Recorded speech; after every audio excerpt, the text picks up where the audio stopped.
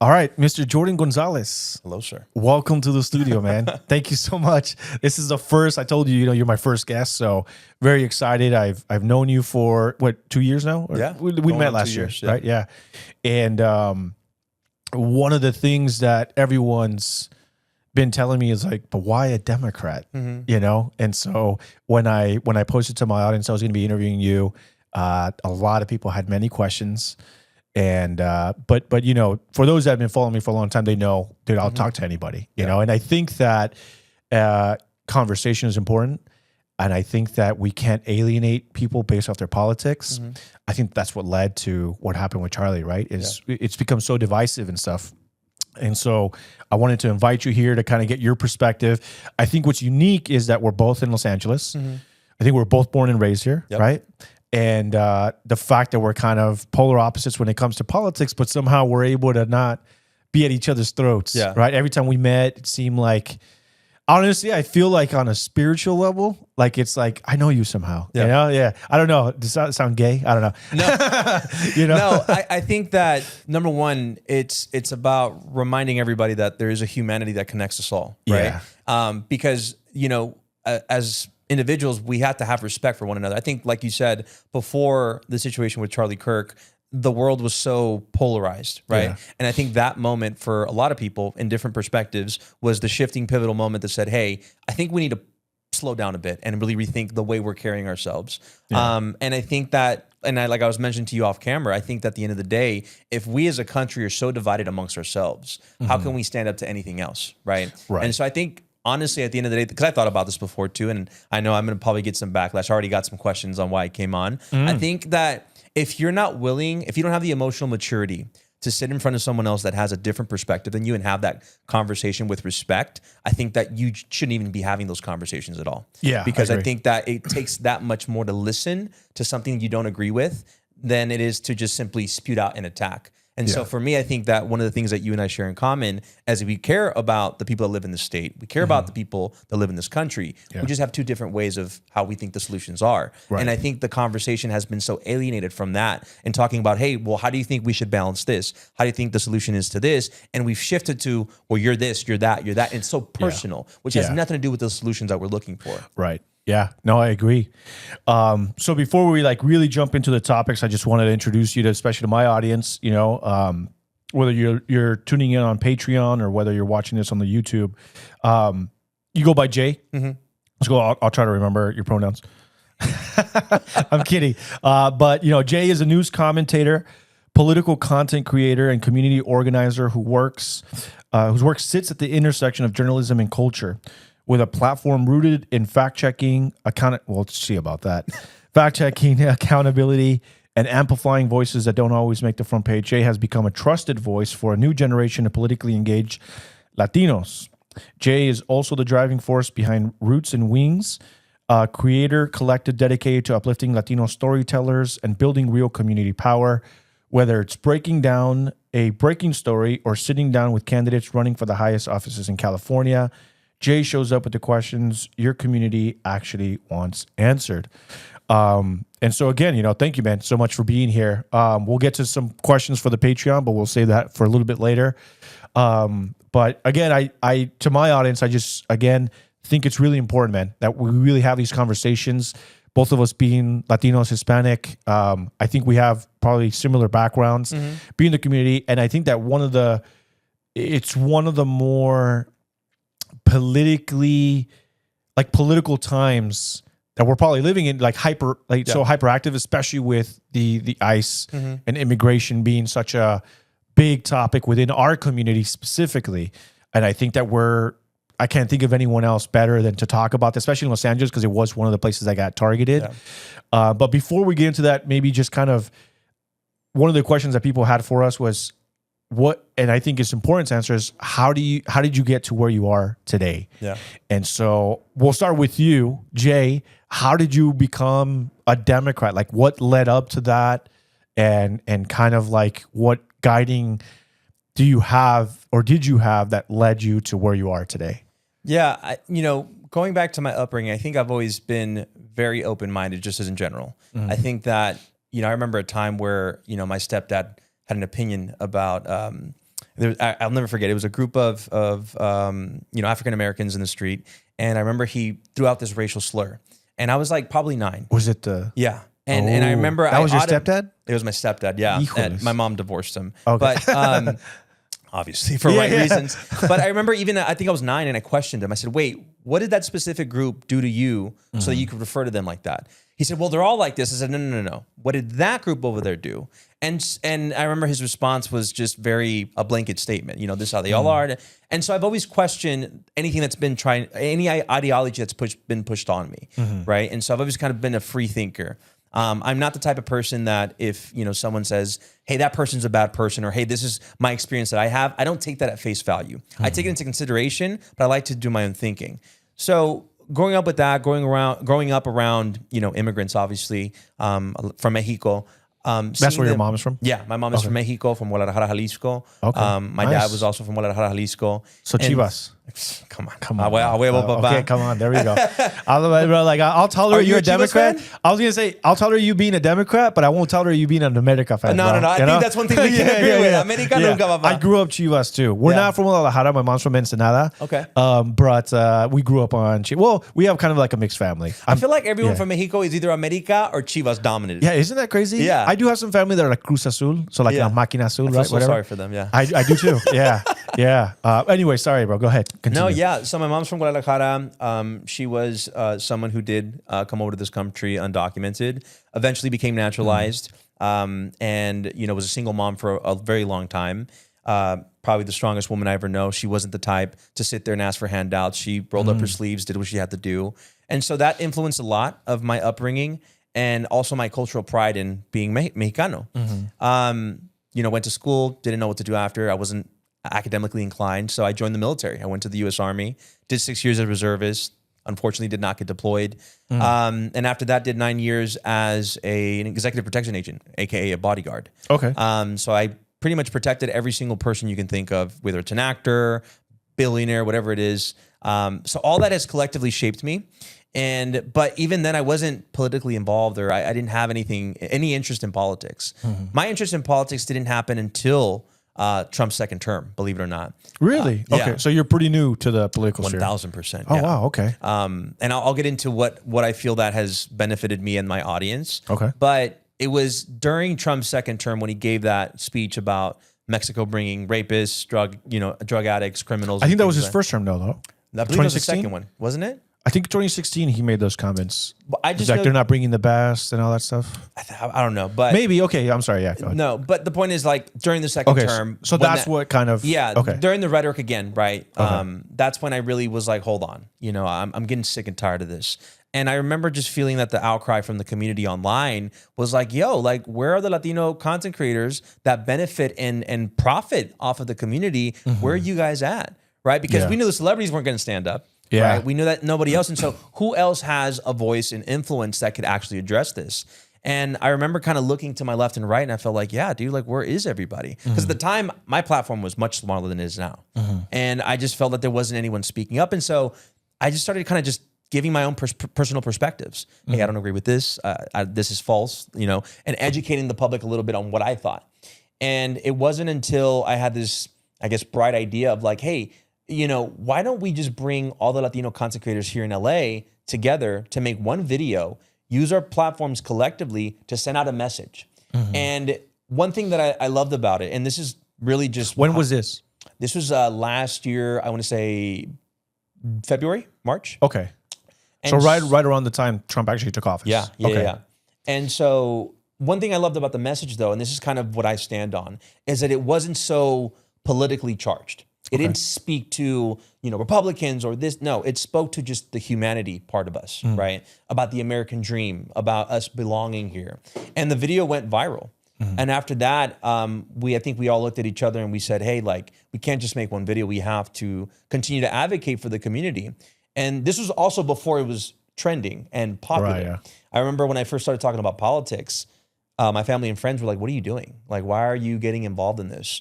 I started losing brand deals. I mean, it was very unpopular. Okay. Now it's a lot more, it's better received now, but back in that time, dude, it was not popular. And so, you know, at the time when I was doing all this, I was the director of marketing for an academy where we taught veterans how to become bodyguards. And I was also an instructor there. But you know, it just kept pushing me in. And that's what led me to the show that you saw me on, or you met me on. It was just like, hey, we're starting this project and we think that, you know, you have the perspective of the community. We'd love to bring you on. And going back to, you said like, you're new to this.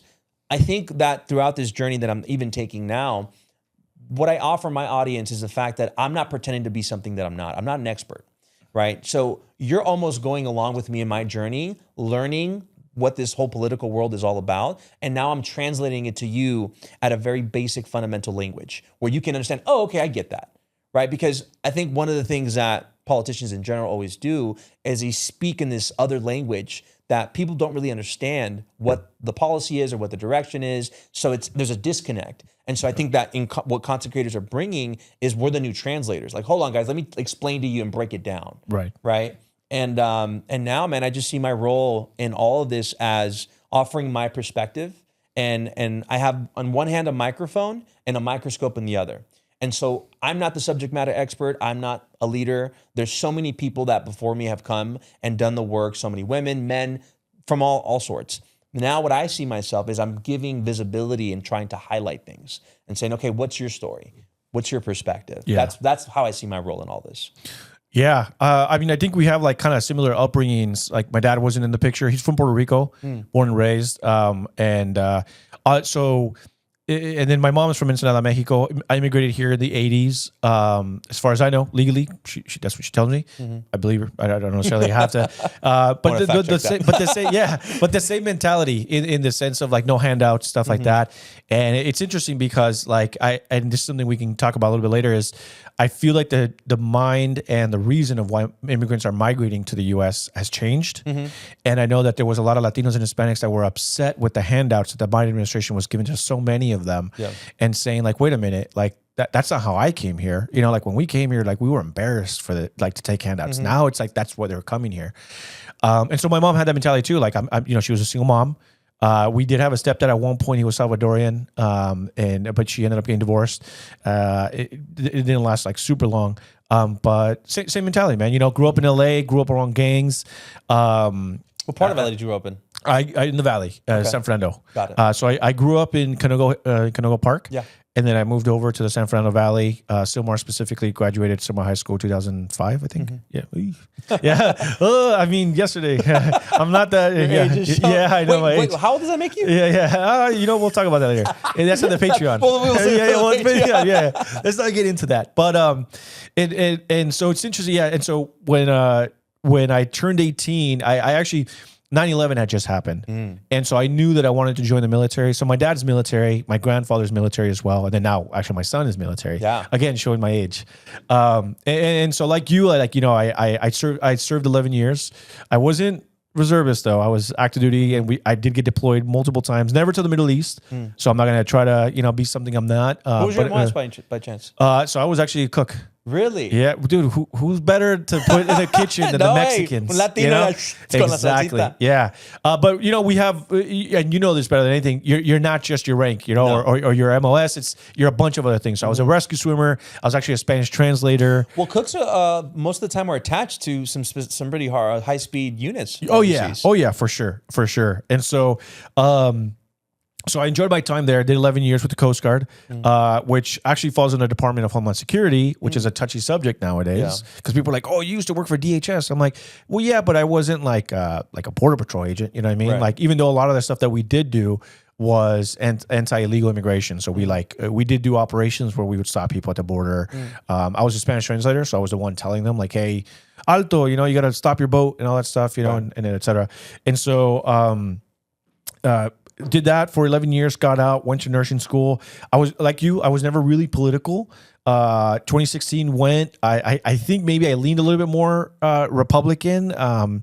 Just because of my upbringing, I don't know how your upbringing was outside of some of the values, but like I'm Christian, but we were a specific denomination, and it was Pentecostal. Yeah, okay. And Pentecostal is known for kind of being like like very legalistic. Very, very legalistic. Like there's things that you really couldn't do if you were watching like the Disney movie.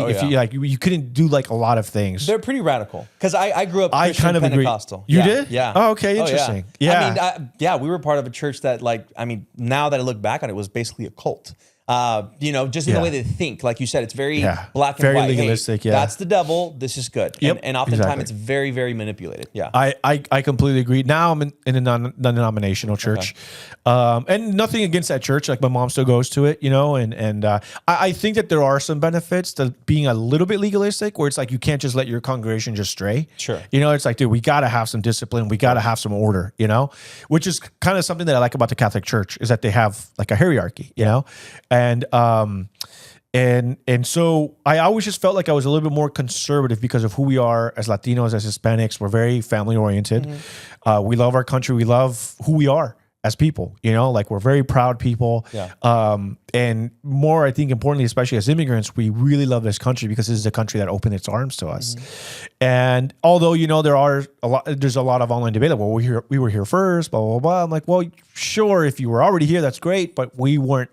On my father's side, it's interesting. Like we're not really Latino on my father's side in the sense that like he is Puerto Rican, but he was the first one born there. But my great grandfather migrated from Italy and then from Italy to Spain. So have you done your DNA by chance? Have you ever done like ancestry? No, I haven't, but I should. It's really interesting because growing up, I always thought because my mom was Mexican and my dad was Puerto Rican that I was 50% Mexican and 50% Puerto Rican. Right. I didn't understand that that's not the way it works. Interesting. So when I did my ancestry, I was extremely shocked to find that I'm like 80% European, but it's Spanish and Portuguese. Oh, it's colonialism. Right, exactly. So I'm just like, oh, that makes sense because like Mexican, right? Et cetera. And so, and we'll get into that too, kind of like identity, right, within the Hispanic community and stuff like that. And so 2016 went by. Didn't really care to vote because as being in the military, it's a little bit harder to vote. You got to send in like a ballot and all this stuff. I'm like, I don't want to deal with all that. So it wasn't really till I got out of the military in 2017, made my way over to college, and I noticed that there was a lot of left-leaning Latinos. Yeah. And a lot of them didn't, this was like right around like the Black Lives Matter like movement, like the DSA was pretty prominent, all this stuff. Burning the flag was becoming pretty I understand that it's always happened. I understand that. But I felt like it was happening a lot more once Trump took office.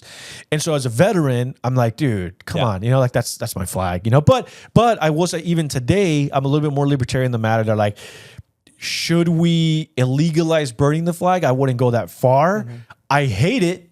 I despise it. I'll never be okay with it, but I don't think someone should serve hard time per se, for burning a flag, especially when let's be honest, 9 times out of 10, that flag is probably like made in China, which is disgusting, which is to me, it's like, come on, man. Like that should be illegal. Like making a Chinese American flag, made in China American flag.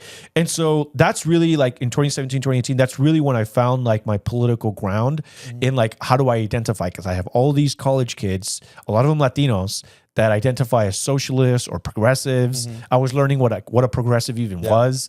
And that's why I'm like, I think I'm not any of this because I don't agree with it. And I think this was around the time, you probably weren't there for it, but this is around the time where like the LGBT really took a strong foothold into politics. This is where like really the progressive sect of it came out, and they're like, transgender, where they're really pushing transgenderism, especially in the kids, stuff like that. And so I was like, I'm really not for this. Like maybe if I were like looking at both parties back in like the early 2000s, I'd be like, okay, this is easier for me to choose. Maybe I'd be a shoe-in for like a Democrat, whatever. But 2017 politics were not that. And I think that the parties were already so polar opposite that I'm like, as in good conscience, I can't join the Democratic side right now because of what it is. The time you came in, I've actually felt like it's died down a little bit because right around like the Biden era, a lot of stuff, like we were pushing back really hard and we're like, dude, we don't want any of this. And so I feel like that hype that happened between 2017 and 2021 kind of died down, that made people choose like their side and like, this is where I'm going to stay. So when you came in, I feel like there's a lot more overlap in both parties, and we'll get into some of that, And so with me, it's like I am a registered Republican. I do vote more conservative, and it's because of my Christian upbringing, And again, I just feel like there's a lot that the Democrats push that I'm like, that's antithetical. But I've also come to realize that both parties have that. Yeah. There are things that both parties do and sometimes push that are antithetical to Christianity. And that is unbecoming of a Christian. Yeah. And so I now kind of understand why someone would not identify as Republican, maybe more Democrat, because it's not that you're identifying with everything that they stand for, but you're kind of like there's maybe more overlap in your political ideology than your personal with the Democratic Party. Does that make sense? Right? Yeah. And you know what's interesting to me is that I feel like the Republican Party has shifted so much. I mean, I don't good way or remember bad much. No, I think in a way that it's almost like you don't even recognize it anymore. Because think back to like the Ronald Reagan era, right? Sure. What the Republican Party was back then, right? I think there was a pivot, at least for me, that's, again, I'm coming in with fresh eyes, but there was a pivot where this very neutral, okay, we're talking about politics. I think when Trump came in, that put it on the head, and it just completely shifted into a different space. But I want to go back to a little bit where you're talking about Latinos, because obviously we're both Latinos, and our family, right, migrating here, because it's it's the talk of the town, talk of the year, century. I think back then when Latinos migrated, you're right. I think that the circumstances were different. I think the immigration system was also different because, obviously the term that's used a lot is you should do it the legal way, right? Come to this country, do it the legal way. Do you disagree with that? I think that there's a lot of nuance to that because that's the point I'm trying to get to, is that back then my mom, she applied, she went through the steps, became a citizen. It's great. Our immigration system now, the way it's fundamentally built, it can't sustain what the people that are trying to come into, right? And so I think that when you ask people, because I have sisters in Mexico, so I'm the oldest boy or man out of 5 younger sisters, right?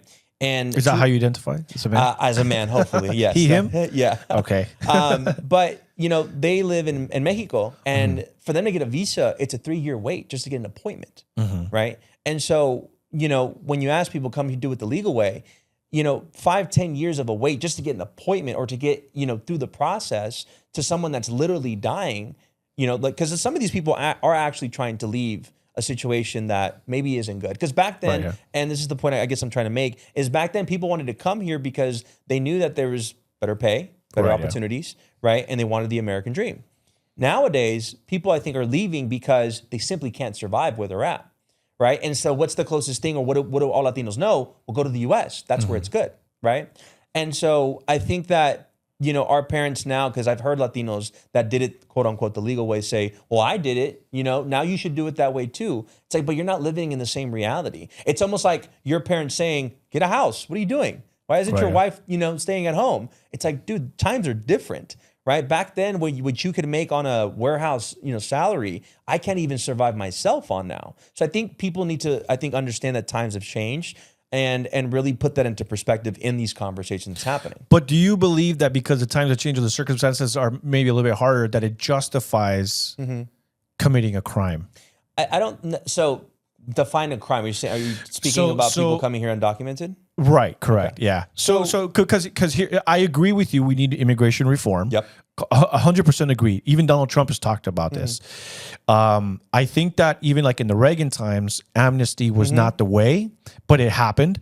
Ironically enough, one of the reasons why I became so politically active was because I used to debate a lot with a son of illegal immigrants that got amnesty to Reagan, but he was a socialist Bernie bro. Got it. And I'm like, it doesn't make sense to me that your parents are only here because they got amnesty from a Republican, but here you are completely shifted, And so I think that there's an argument to be had in that politically, Republicans don't benefit from being pro-amnesty.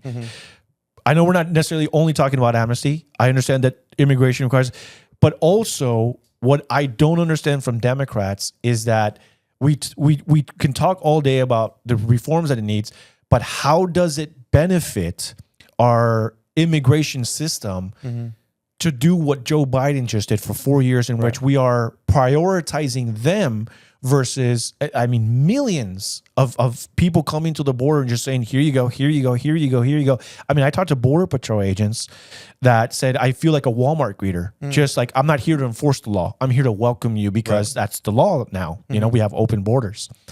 And so how can we, and this is a problem. And again, like, I don't want to steer off of this one topic, but this is a lot of the problems with a lot of them is we see the problem, but it seems like the Democrats are doing things that are going against it.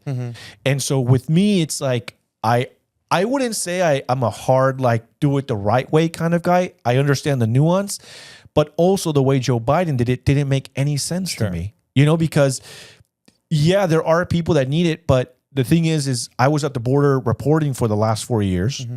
I took multiple trips and I was talking to a lot of these migrants, and I have the video to show it, you know, if people want to, you know, and I asked them, why are you here? And they said, well, because they're handing out free stuff. And I have a disease and I'm from Venezuela and I can't get an operation because our healthcare sucks. And so my friend told me, come to New York, you know, come to the border. This is how you do it. Come to New York and you can get your operation for free. And then she's like, and then I'll just go back. I'm like, wait, so you're just here for like a free operation? She's like, yeah, it's just, I'm worried about my health. Yeah.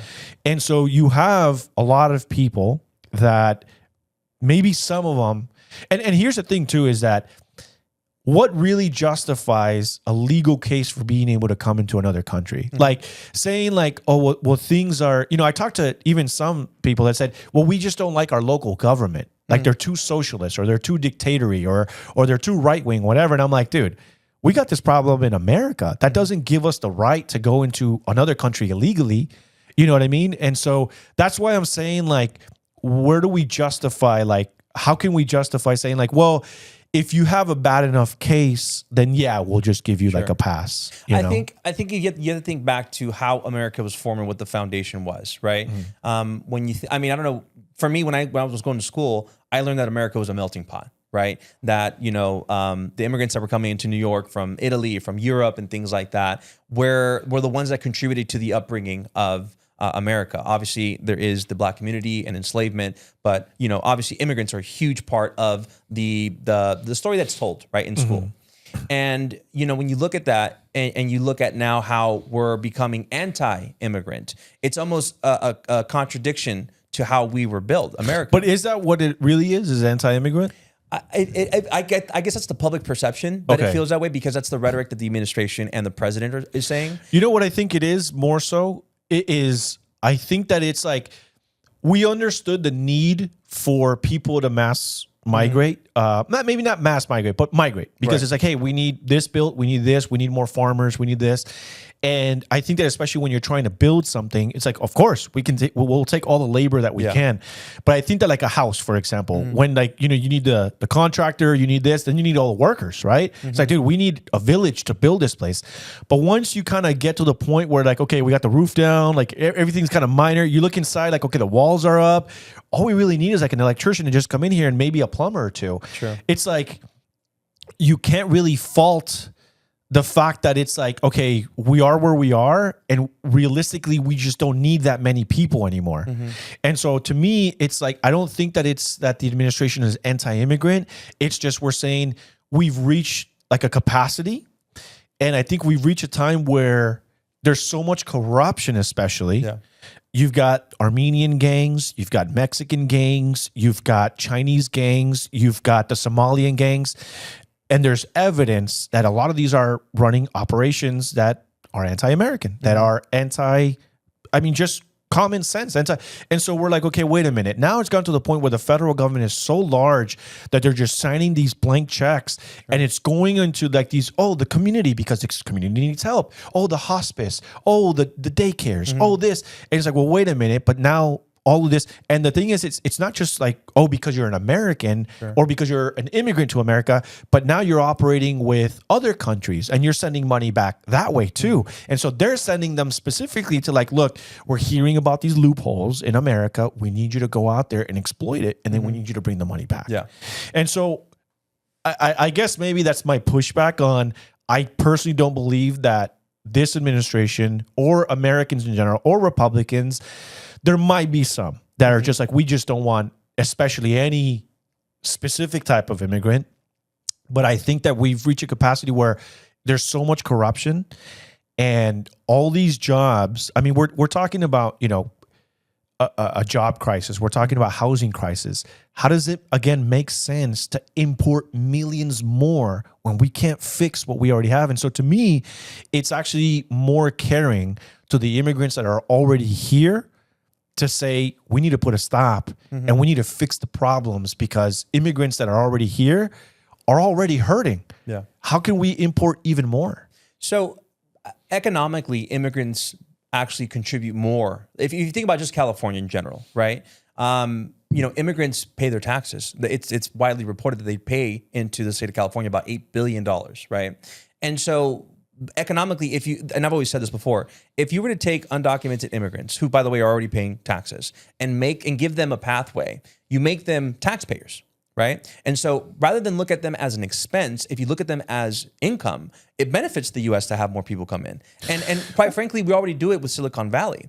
Silicon Valley is entirely composed of, I believe it's HB1 visas, where they bring people from specifically India. But those jobs should be going to Americans, though, right? And so know? The problem with that is, and actually Trump came out and said this because he was pushed hard on it. They said, you know, and I think the reporter asked him, shouldn't these go to American? You know, and he said we just don't have like smart enough people. And it's documented though, like 100%. But we disagree with that though, right? But you know, there was a lot of pushback by Republicans, right? And so the thing is, like, if you break down why Silicon Valley gets everyone from India's education system from day one is built on them getting into tech. And it's a speedway, right? And our education system here is so backlogged that it takes so long for you to get that degree. It's so expensive, where in India, they made it easy, right? And so that's when we get into those conversations of, okay, well, are immigrants really a disservice? Or again, are they a part of the foundation? And when you talk about fraud, I think the public's pushback on that is that first of all, the fraud percentage is so small, right? Sure, fraud exists everywhere,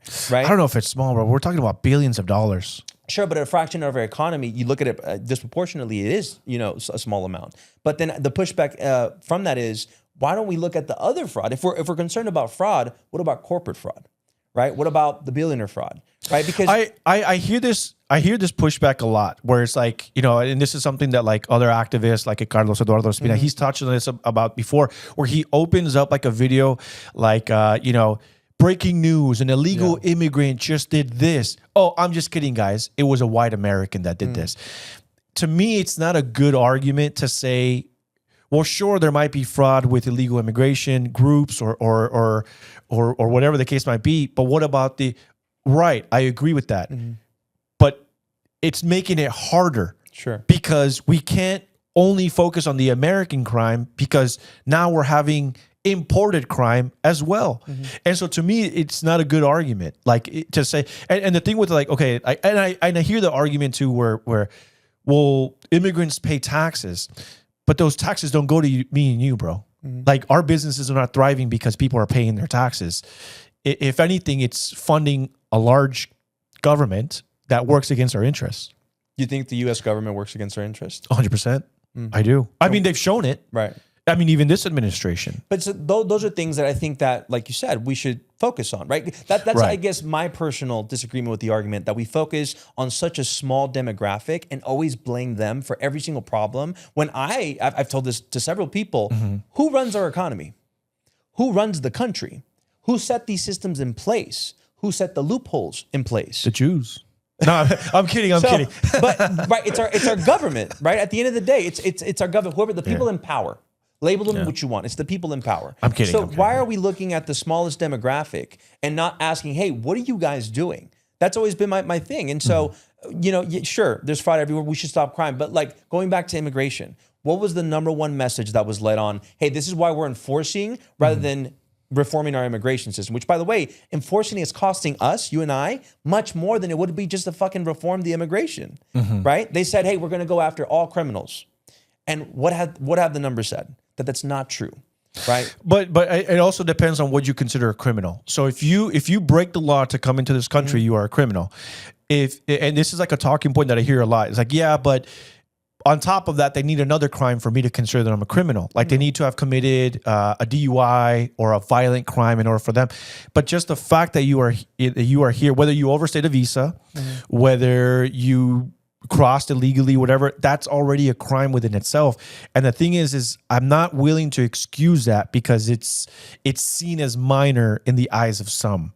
And to me, it's like it's.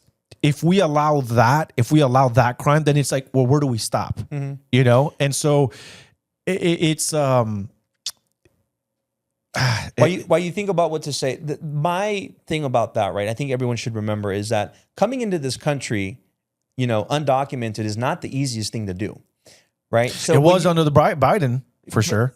Yeah, all you got to do was show up. Right. And I'll get into that a bit because I think both sides are in overcorrection. But coming into this country, people risk their lives. It's not like you just walk through a door. It's an easy path. People are strolling through the desert. They're crossing rivers. People are dying trying to get here. Getting raped, getting violated 100%. 100%. Which again, this is why I don't understand why Democrats are just okay with this system. We had articles, bro, where we had nurses and doctors at the border hospital saying we are having girls as young as 5, 6 coming in with multiple samples of DNA of multiple men because they were brutally raped. I personally talked to migrants and interviewed them that said I had to hide my daughter at night when we were crossing through the jungles because a cartel would come at night, grab girls, and they wouldn't bring them back to the next day. Sometimes they didn't bring back the kids at all. Yeah. And that's why to me it's just like, how can we care about human trafficking? How can we care about our people when we were perfectly fine with a system that ran for 4 years, that was well-funded, and in turn, we were growing the cartel that are still so rich in Latin America that, and they are still to this day raping and killing and disappearing women. And all of that was because of open borders. Yeah. And that's why to me it's just a little bit hypocritical when Democrats want to sit here and say we care about human trafficking, we care about our people, the people here are disappearing, you know, whatever. I'm like, first of all, it's not disappearing, it's just called a deportation. Or they're just being held at a detention center, whatever the case might be. But this is not disappearing people. Yeah. And like that's why I think like the messaging matters and the words matter because words have meaning. And so to me, I don't know, maybe help me make sense of that. Like, how is it, maybe you've had this conversation with other Democrats, maybe under Biden, but how was that okay? I think, love that you just said that words matter. I think that when you define a crime, right, overstaying a visa or coming to this country as that as it is, right, because there's multi-layers. One of the other arguments that I hear all the time is, you know, well, some of these people have a criminal background. They're coming here for the purpose of fraud or whatever it is. But okay, so that's a nuance that we can set aside. But at a fundamental level, coming to the country undocumented is a civil infraction. It's paperwork, right? And so again, I don't think no one wants to come to this country by risking their lives. And I don't think any of us want more people, like you said, to have to go through that, to have to get possibly abducted, to get raped, to get possibly killed. Nobody wants that. And so what is the solution to that? It's immigration reform. Do I think that Biden's solution was perfect? No, absolutely not. But when you say nobody wanted that, it seemed like Biden and Kamala Harris were perfectly fine that because they understood that this was what was happening every single day. And this is what Republican and especially Hispanics and Latinos were talking about. Is like, dude, we are allowing a system that makes the cartels even richer. And the thing that I hate, especially about American Latinos and Hispanics, is like, oh, well, you make it seem like America's not complicit.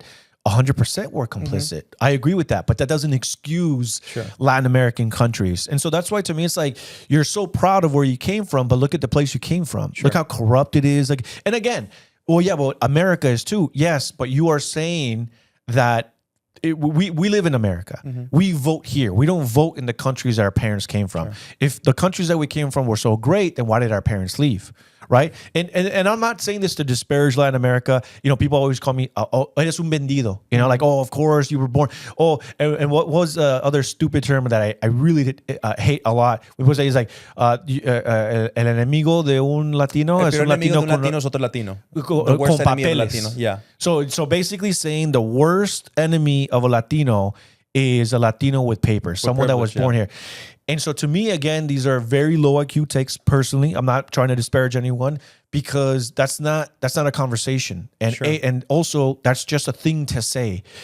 the reality is, especially growing up in Los Angeles or even going back to Latin America, do you think that the biggest threat to a Latino is a Latino in America with papers? No, it's your fellow Latino there too. What about the cartel? What about the Latino cartel? Yeah, I do want to go back a little bit, and I'll touch on that. Yeah. I want to talk about Biden. I know I kind of went on a tangent. No, there. you're fine. Yeah. But Biden, I think, listen, I don't think anyone should be okay with no checks and balances, right? So if you look at, again, what people consider to be an open border, everybody coming in with no checks and verifications, I don't think anyone with common sense would say that's perfectly fine, right? So, but again, how do we remedy that? I go back to the reform, right? Because now the overcorrection has been, okay, people say, well, Biden completely opened the gates. Okay, now what are we doing now? We're enforcing it, right? Which again is costing all of us taxpayers money, right? And it's not being done even the way that they sold it to us, which was, let's get all the criminals out. I don't think anyone disagrees that no criminal should be in this country. I think that if you come here and you want to follow the American dream, then you don't commit crimes. You don't come here looking to rape, to kill, to abuse. I don't think you do that. And I think from my personal experience, though, and I think that's why, quote unquote, Democrats have this perspective, is that my experience of being around undocumented immigrants is that they're just here to work, right? And they don't complain about wage, about medical care. I worked in construction with my pops. But I think the problem is that we have the people that we know. So we got to understand, to a sense, we live in a bubble. Latinos live among other Latinos. We don't live around Armenians. We don't live around Indians. We don't live around the Chinese. So we don't know the problems that their communities have. But there are problems within those communities. Every community when has, people think, absolutely. When we think about illegal immigration, for whatever reason, Latinos just say, oh, this guy's talking about other Latinos. Why? Because we live in that bubble. We don't know illegal white people. We know illegal brown people, right? But on that point too, I think that, so when that quote that you said about Latinos with papers and privilege, I think that the same people that say that would ask us, well, how can you speak on their life if you've never lived in that country, right? You don't know what it's like living there. Well, because I talked to my mom who fled that country. Sure, and she has more understanding than they do because they weren't born there. But we just talked about how like this era now, the world that we live in has changed so much, right? So the people, unfortunately, for the worse. I think Mexico's gotten worse, not better. I mean, that's a debate there because, I mean, yeah. Do you think Mexico today is a lot better than it was when our parents came here? I can't really fully speak on it because I've never fully lived there. Okay. I've only visited it. But I think just from what you hear, I guess.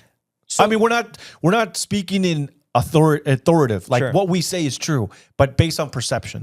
I guess is what I'm saying. I guess I can speak to both perception and what I've experienced. The cartel is a problem that everyone knows exists in Mexico, right? That no one has been able to solve. I think that, to give, because I believe that, what is the presidential term? 4 years, same as here, or is it 6? I'm not sure, to be honest. Let's just say you give one president a presidential election cycle to fix the cartel problem. I don't think you're doing anyone a service by saying, hey, in your one term, eradicate this problem that's been existing for hundreds of years, right? Or decades. And so I think that, in Mexico, it's almost become this thing where the people are against the government because they feel the government hasn't done enough. And so they kind of almost like are forced to live with the cartels because, well, first of all, what are we going to do? And also they're pretending to be the good guys, even though we know that they're, the wolves disguised as sheep. And so I think that the cartel itself is still a problem that's going to continue until someone figures out a solution, right? Well, one of the solutions have been presented by President Trump. President Trump has extended an invitation to Scheinbaum to be like, hey, let's work together. We'll show our intel. We'll go in there. But Scheinbaum's like, oh, no, we're not going to do that. We want abrazos, not balazos. Right, which he's being criticized for, right? And so to kind of break that down, what Trump is essentially saying, and I've told this to people too, I think that if it were any other president, I think people might actually be open to the idea, right? If it was maybe Obama, if it had been any other president, that's what I hate, dude. But hold on, and it really that matters that much. You have to love the person to seek help. There's people dying today in Mexico. It's not the fact that we don't care about the people or the problem. It's the person it's offering you the hand. So let me give you an analogy. Okay. If you were dying and the devil extended his hand, would you take his help? I mean, we're comparing the devil himself versus Donald Trump, which people just hate, I guess what I'm trying to get at is a character flaw, right? Sure, but I mean, which one wasn't? I mean, Obama was called a deporter in chief. And again, that is at face value should not be taken because what he did was basically people at the border, he turned them away. He never actually, quote unquote, deported people. I agree with that. This is actually something that I talk with Republicans. Yeah. Republicans say that they're upset that Donald Trump hasn't deported enough people, but they don't understand that the numbers were flawed under Obama because a turn away at the border was considered of deportation. And even under Obama, mind you, I wasn't in politics, but when the thing about the kids in cages came out, we were all uproared. And that's what I think, and now we can kind of segue into that, but when people try to label quote unquote Democrats as like this Democrat, I don't think people understand that you can be a Democrat and also criticize your leadership, right? Which I'm going to be honest with you, the Republicans have been way behind the curve on that. Because listen, if I'm asking my leader right now to say, hey, you want my vote, you want me to do this, right? These are the things I'm asking you to do. Can you keep your word, right? Character, right? As a leader, you keep your word. And I think the shift for a long time has been that, wait, the Democrats aren't who they say they are. Right now, the shift that's happening internally is you guys fucking suck. You guys aren't doing anything. You guys aren't even speaking up. You guys aren't bringing solutions to the table. The old establishment needs to go, right? And so you have people like me that are coming into the play who are learning and saying, why are we doing this? You know, I went to the California Democratic Convention. I sat down in front of the chair and I told them, hey, what are we doing?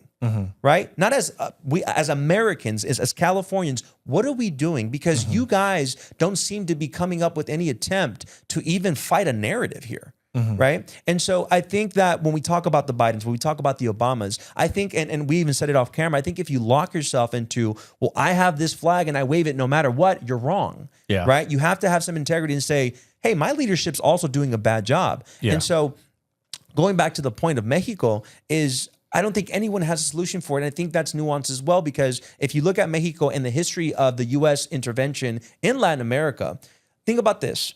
Don't you think it would benefit the U.S. as a whole to have someone like Mexico always destabilize? Because if they became a power, they're your closest, geographical country to you, right? If they become a power, they're a threat now. So wouldn't it benefit the U.S. to keep them on their knees so they're never a problem? I disagree with that. I think that I like what Donald Trump is doing with like the Western Hemisphere. He's calling it like the Don Roe. What is it called? The Don Roe something? Doctrine, yeah. Where basically like we need to protect the Western Hemisphere and we need to make sure that the countries around us are not aligning with our enemies, whether it be China, Russia, whatever, North Korea. And I think we need to keep them in check, not in the sense where we keep them on their knees, but it's like, hey, let's work together. And so I think that Donald Trump has tried that. I think Sheinbaum, to her detriment, and personally, I will just say, I think she's working with the cartels. I don't think that there's a Mexican president, maybe for the last few elections, that has been elected that is not embedded with the cartels, personally. I've also talked to journalists that tell me the same, that they know for a fact that she has a cell phone, that the cartel track, and that they are messaging her. You can call me a conspiracy theorist. This is what journalists in Mexico are telling me, okay? I'm not saying that this is 100% factual. No, it's just I have no reason to not believe them personally, but, I can contest it. But I think that, like Canada, we should prop up Mexico to be more like Canada, in which like they have a more strong economy and a strong military and a strong relationship with the U.S.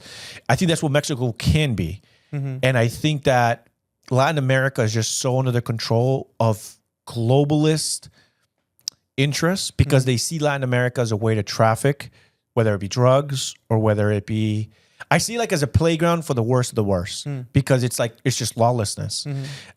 Now, I'm not saying that the people live in lawlessness, but it's just, it is allowed, whether it be in the jungles or in the remote areas or whatever the case might be. But bringing it back, so I kind of disagree with that. I disagree with the fact that the U.S. would benefit in keeping Mexico destabilized. But I do, however, just to make the point, I do believe that maybe there were presidents that saw it that way, but I don't agree with that. So whether it was a conservative, whether it was a liberal, I understand that the CIA has been involved, et cetera, heavily.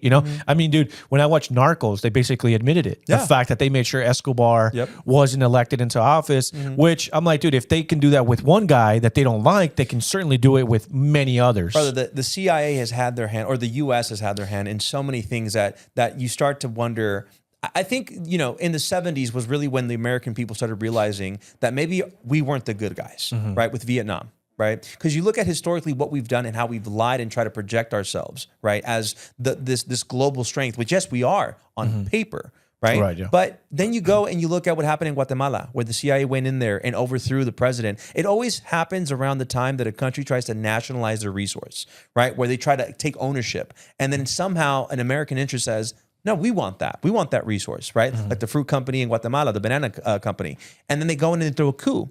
And then they put someone that aligns with them, right? And so when we go back to the fundamental thing that Trump ran on, which is America first, I can't comprehend why would we want to get involved in so many different things and have our hands in there, right? If we're supposedly number one, the good guys that are policing the world, right? Why are we dictating where leaderships go and then backtracking it? Because historically, too, the U.S. has done a coup, put people in place, and then makes them the evil guys to give the world an enemy, right? Like what we did with Saddam Hussein, right? And so that's the thing. It's like, and then you look at, they've never come in and left any place better. Look at Afghanistan. And that's why I think a lot of people are so pissed at what's happening in Iran right now, because, you know, when 9/11 happened, everybody was pumped up. Everybody had this patriotism in them. They wanted to sign up to join the military because we were going to go fight what? The terrorists, right? Where it was war on terror. We never found weapons of mass destruction, right? We go in there and the soldiers themselves, and you know, you'll talk to veterans. Oh yeah. It was all oil. And then the shit that they were asked to do was, wait, we're not the good guys anymore. Yeah. And that's why people came back so fucked up with PTSD, because they weren't the good guys. And as a human being, I'm sorry, but if I think I'm there to do good and I find out I'm actually the one that's contributing to the evil in the world, that'll fuck you up. That's some sins that you'll carry for the rest of your life. Yeah. And so I think that what you see now is a reaction to that people are saying, no, it's bullshit. Maybe we're not the good guys. And I think that that thought isn't un-American.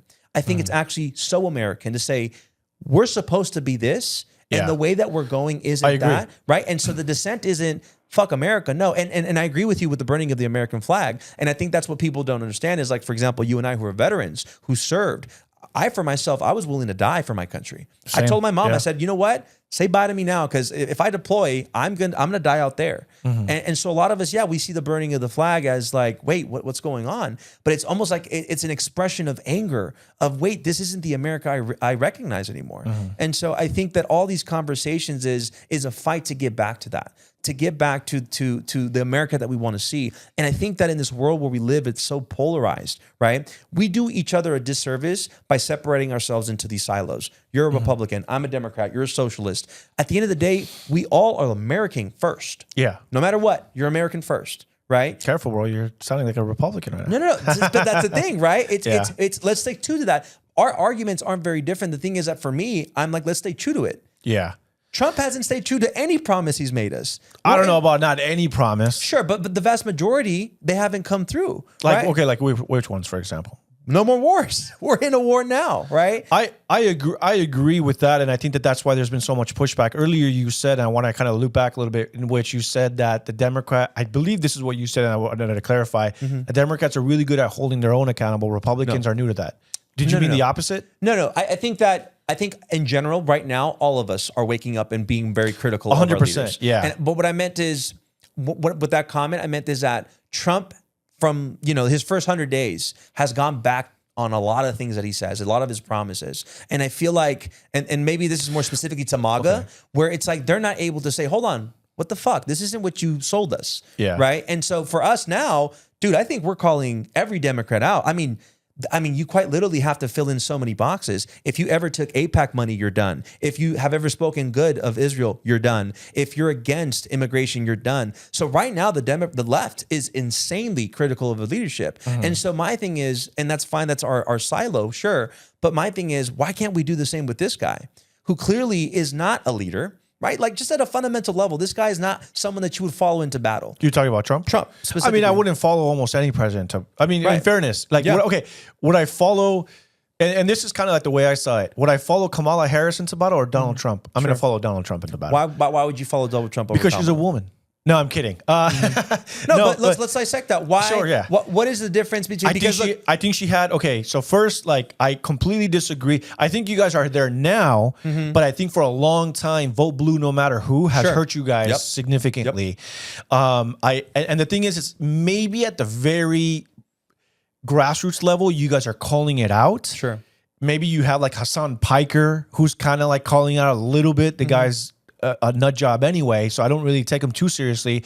But on the Republican side, I feel like we've always been that way, even in Trump 1.0, because you have a lot of big influencers that have been calling out the president.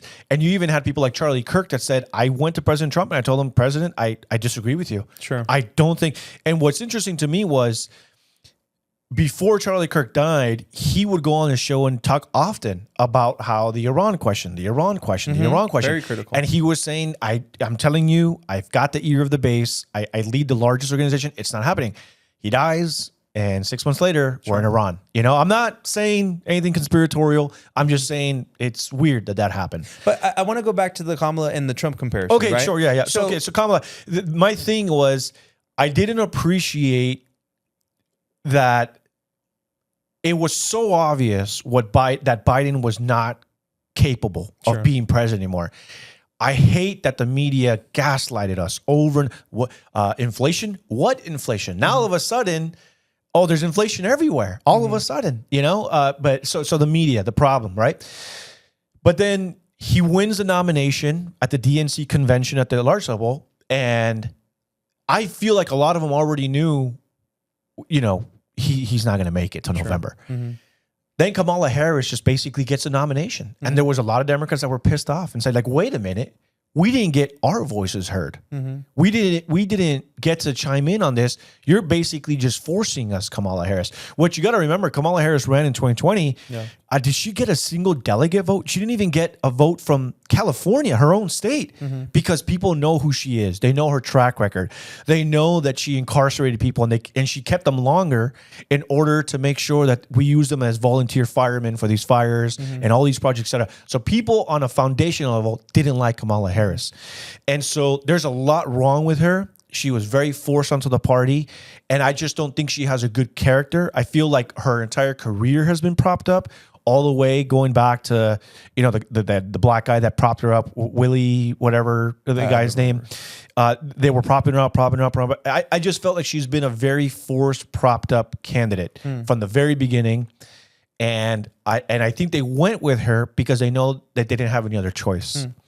And the fact that they're trying to force her now on you guys as a write-in candidate for California, and maybe we can segue into that as the California election, because you guys, Tom Steyer, you've got Eric Swalwell just dropping out. You guys are not doing so hot right now, bro. No, and, you know, and let's talk about but just to finish your question with Trump, I felt like he's made more sound decisions where he's not leading us into stupid wars up until Iran. Say that. But even then, I do feel like he's holding back a lot because I think there's a heavy push by the neocons to get him to commit to boots on the ground. Yeah. And he's like, bro, I'm not going to do it. I already angered them enough with the airstrikes and what we've done already. I'm not going to completely betray them by putting boots on the ground, which is still a possibility because they're still deploying tens of thousands of troops toward Iran. And I'm hoping that it's more so like a forcing of the hand of Iran saying like, bro, we've got 100,000 troops and we've got our naval armada. You guys have to commit to this.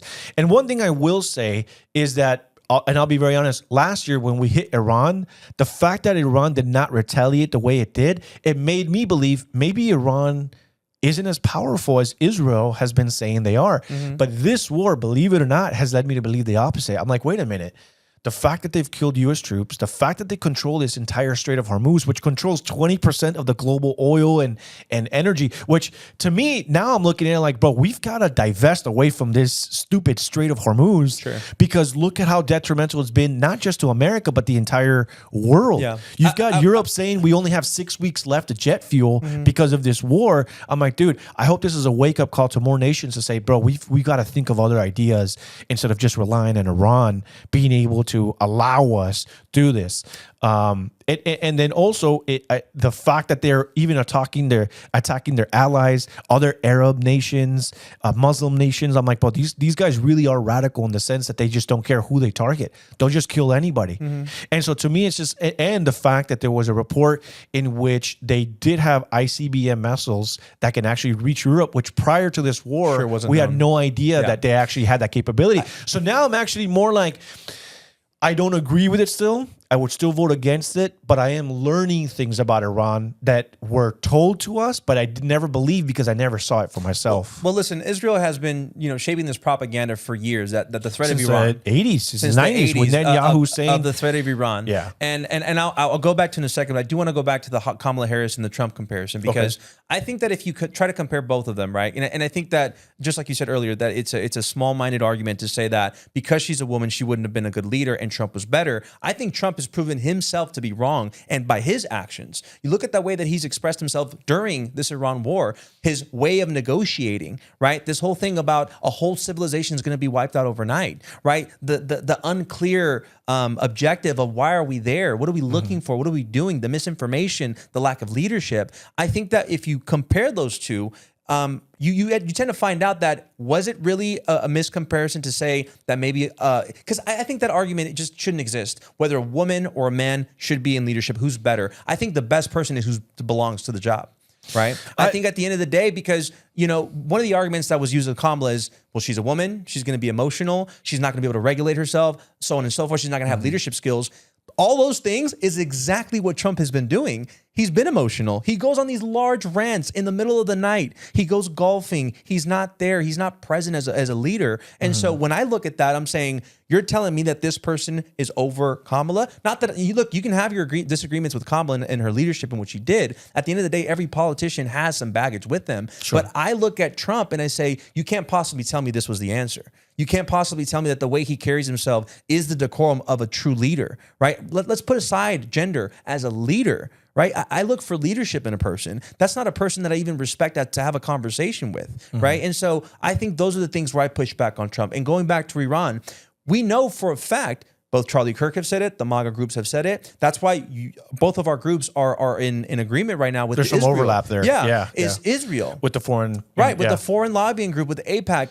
How is it that we're not talking about the fact that a foreign government is influencing us, right? Because Mark Rubio said it, Pete Hegseth said it. Oh yeah, we had to attack them, otherwise Israel would have been demolished. What happened to America first? Yeah. What do we care about what's happening to another country? Mind you, I'm not saying that it's not important, but you told us that it was going to be here. And so for my pushback when it comes to war and our involvement, when this second term with Trump, is that you said you were going to focus here on jobs, on creating a better economy, all these things that were promised, and it's been the complete opposite. Our economy hasn't gotten better. We're actually involved in things that are affecting our economy negatively. And mind you, we haven't even felt the effects of the Strait of Hormuz, which again, yes, it's an important part, but yes, we feel the gas prices, but the ripple effect into the grocery stores and everything else hasn't even been felt yet. And so that's, I think, take away the whole, Donald Trump syndrome. Just look at it as a face value, because we get lost in that a lot, and it does. I know. I agree. And the last thing I guess I'll say with Kamala Harris is, it's not just me that felt she was inadequate. The whole nation did, and Sure. and the popular vote did. But more importantly, because we are both Latinos did too. So you have, for the first time in decades, a Republican candidate winning a lot of the Latino vote. A lot, because a lot of them felt betrayed by the party, because I talked to them. They felt betrayed by the party, like, you're pushing a candidate on us. Maybe some of them wanted Bernie Sanders. Maybe they wanted someone more populist, but the fact that they shoved Kamala Harris down your throat, they're like, you know what? It's not even so much that I think Trump is a better candidate, but also like, F you. Yeah. And then secondly, it was a stereotypical lesser of the two evils.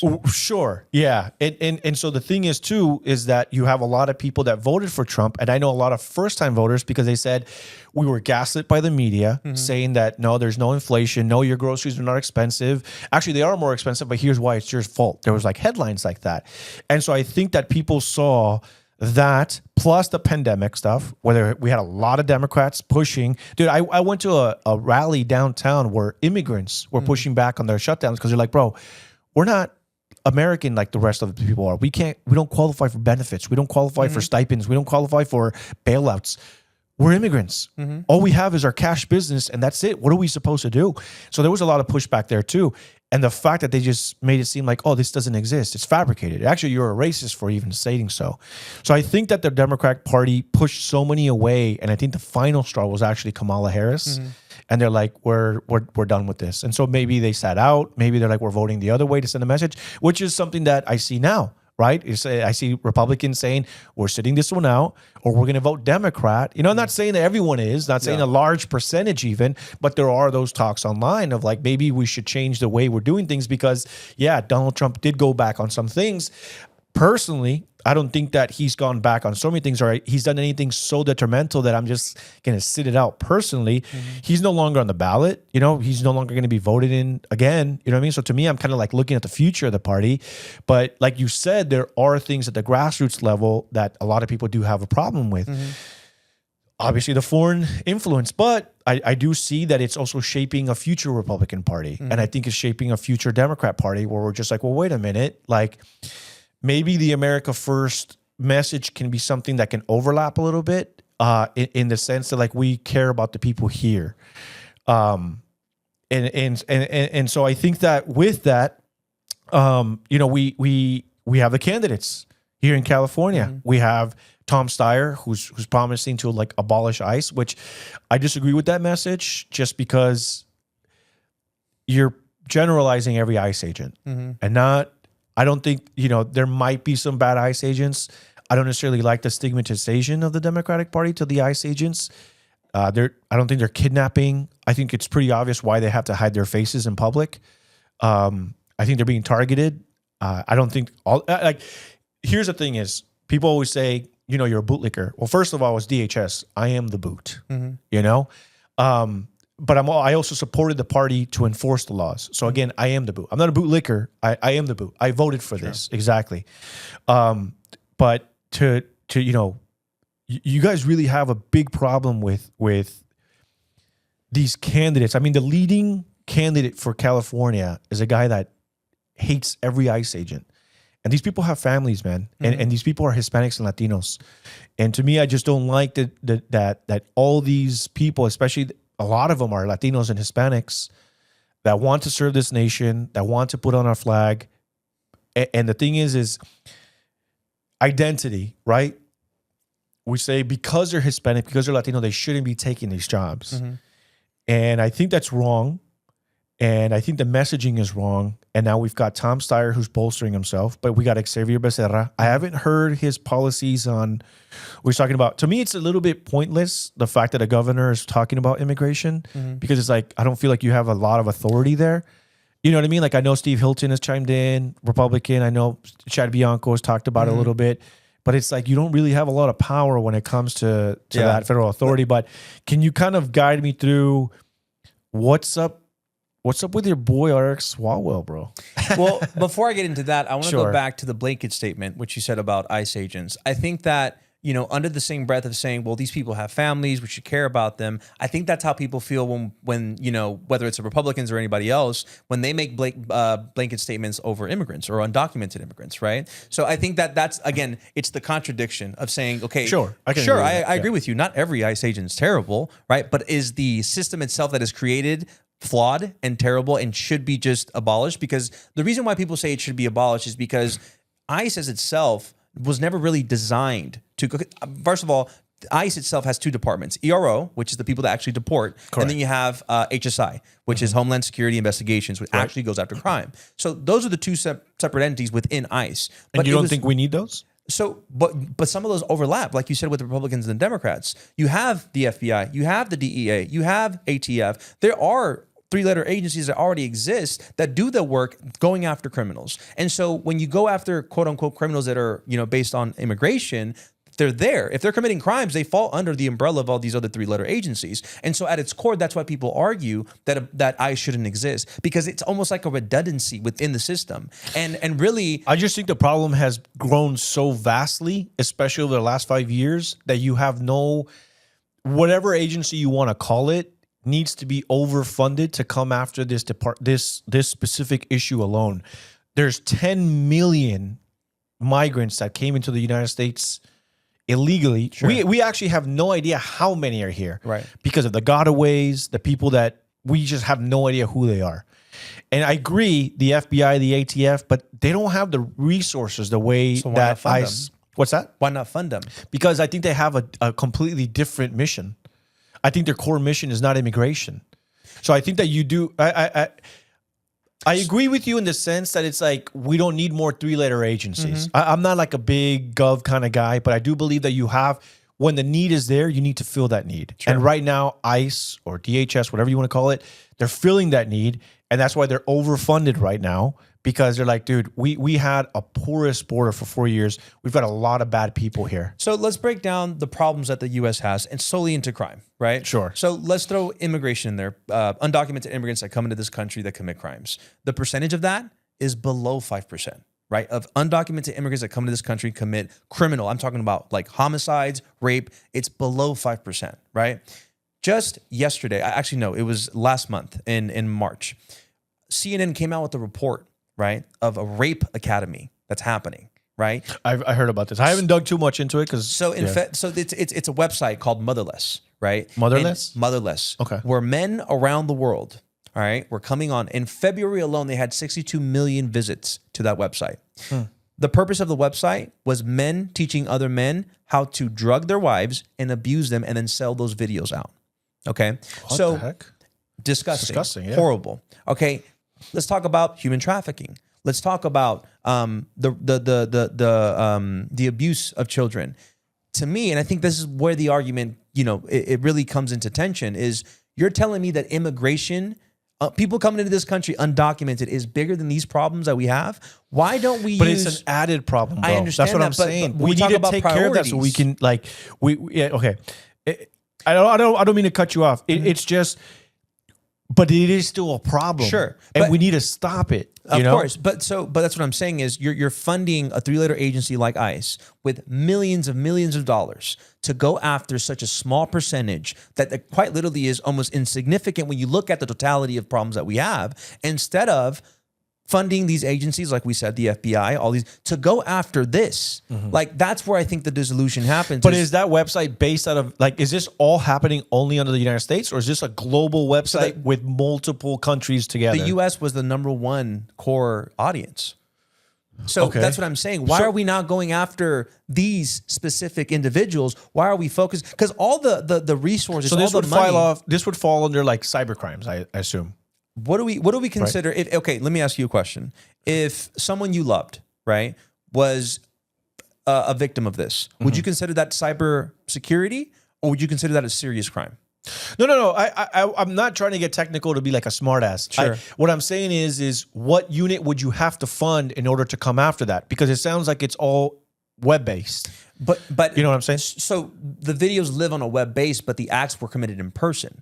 Right. So right. And that's what I'm asking is this a global organization, or is this a U.S.? Because I feel like what's happening is you're saying, why are we funding ICE when we should be funding an American organization to come off of this webpage that's operating heavily in the U.S. and the crimes are heavy in the U.S. So just because Americans are visiting the website more, does that mean that like we are committing a more of the crime? Like, you see what I'm saying? Like, so there's multiple layers where the core audience, but we're also committing the crimes themselves. Okay. So regardless of how you want to look at it, why are we not focusing on finding these sick individuals? No, I agree. That's what I'm saying. Absolutely. And so that's what the argument is why are we not pouring these immigrants to eradicate human trafficking? Should. Absolutely. Yeah. But you know better than anybody that here in LA, Figueroa Street, right, is a huge place for human trafficking. And so why are Democrats not doing more about that? But that's what we're trying to say. That's what we're calling. Well, that's what I'm asking you. Yeah, that's what we're trying to change. We have, but that's the old establishment, though. So that's the Mayor Bass, that's the Gavin Newsom, that's like the Scott Wieners of the state that are actually changing legislation that if you rape like a little kid, it's fine with it so long as it's within 10 years or whatever. So and that's the core argument too, because amongst all the problems that you just mentioned, for example, crime, right, theft,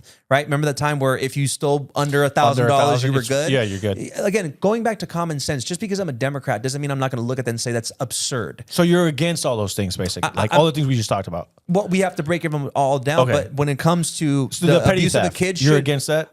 Listen, if you steal, it's a crime, regardless of how you look at it. If you abuse a kid, the law should fall on top of you. I think those are common arguments that we should all agree on. And going back to the point of the Rape Academy, even if that's your wife, I agree. It doesn't matter who it is, and it doesn't matter where it is. And if America has access to it, there should be a way to come after the Americans. You go after the IP address and find out if they were involved in the crimes. If they themselves are hosts on those videos that they are uploading consistently videos on or paying, you're a participant 100%. Of that crime. Oh, I agree, bro. So I 100% that's agree. what I'm saying, though, dude. It's like, but wouldn't you agree that would authorize the federal government more power, like surveillance and stuff like that? So first of all, we are surveyed up the ass. Oh, 100%. 1,000%. Yeah. And I blame George Bush for a lot of it. The National Patriot Act, Security Act, the National Security Act, all that stuff, Yeah, so, but the thing is, we should go after those people, right? And so, but the core argument here is, what is a priority? Is it the human trafficking and the rape that's happening in this country, or is it the undocumented immigrants that statistically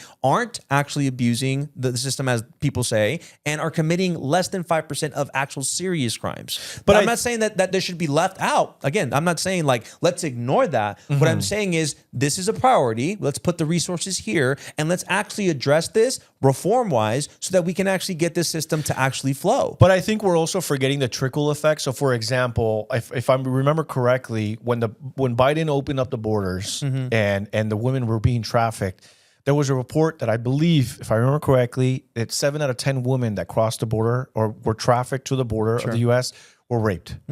And so imagine how many of those are no longer happening because there's no human trafficking into the U.S. There's a lot of people that don't want to get trafficked into Mexico, bro. You know what I mean? They want to come for the sole purpose of the U.S.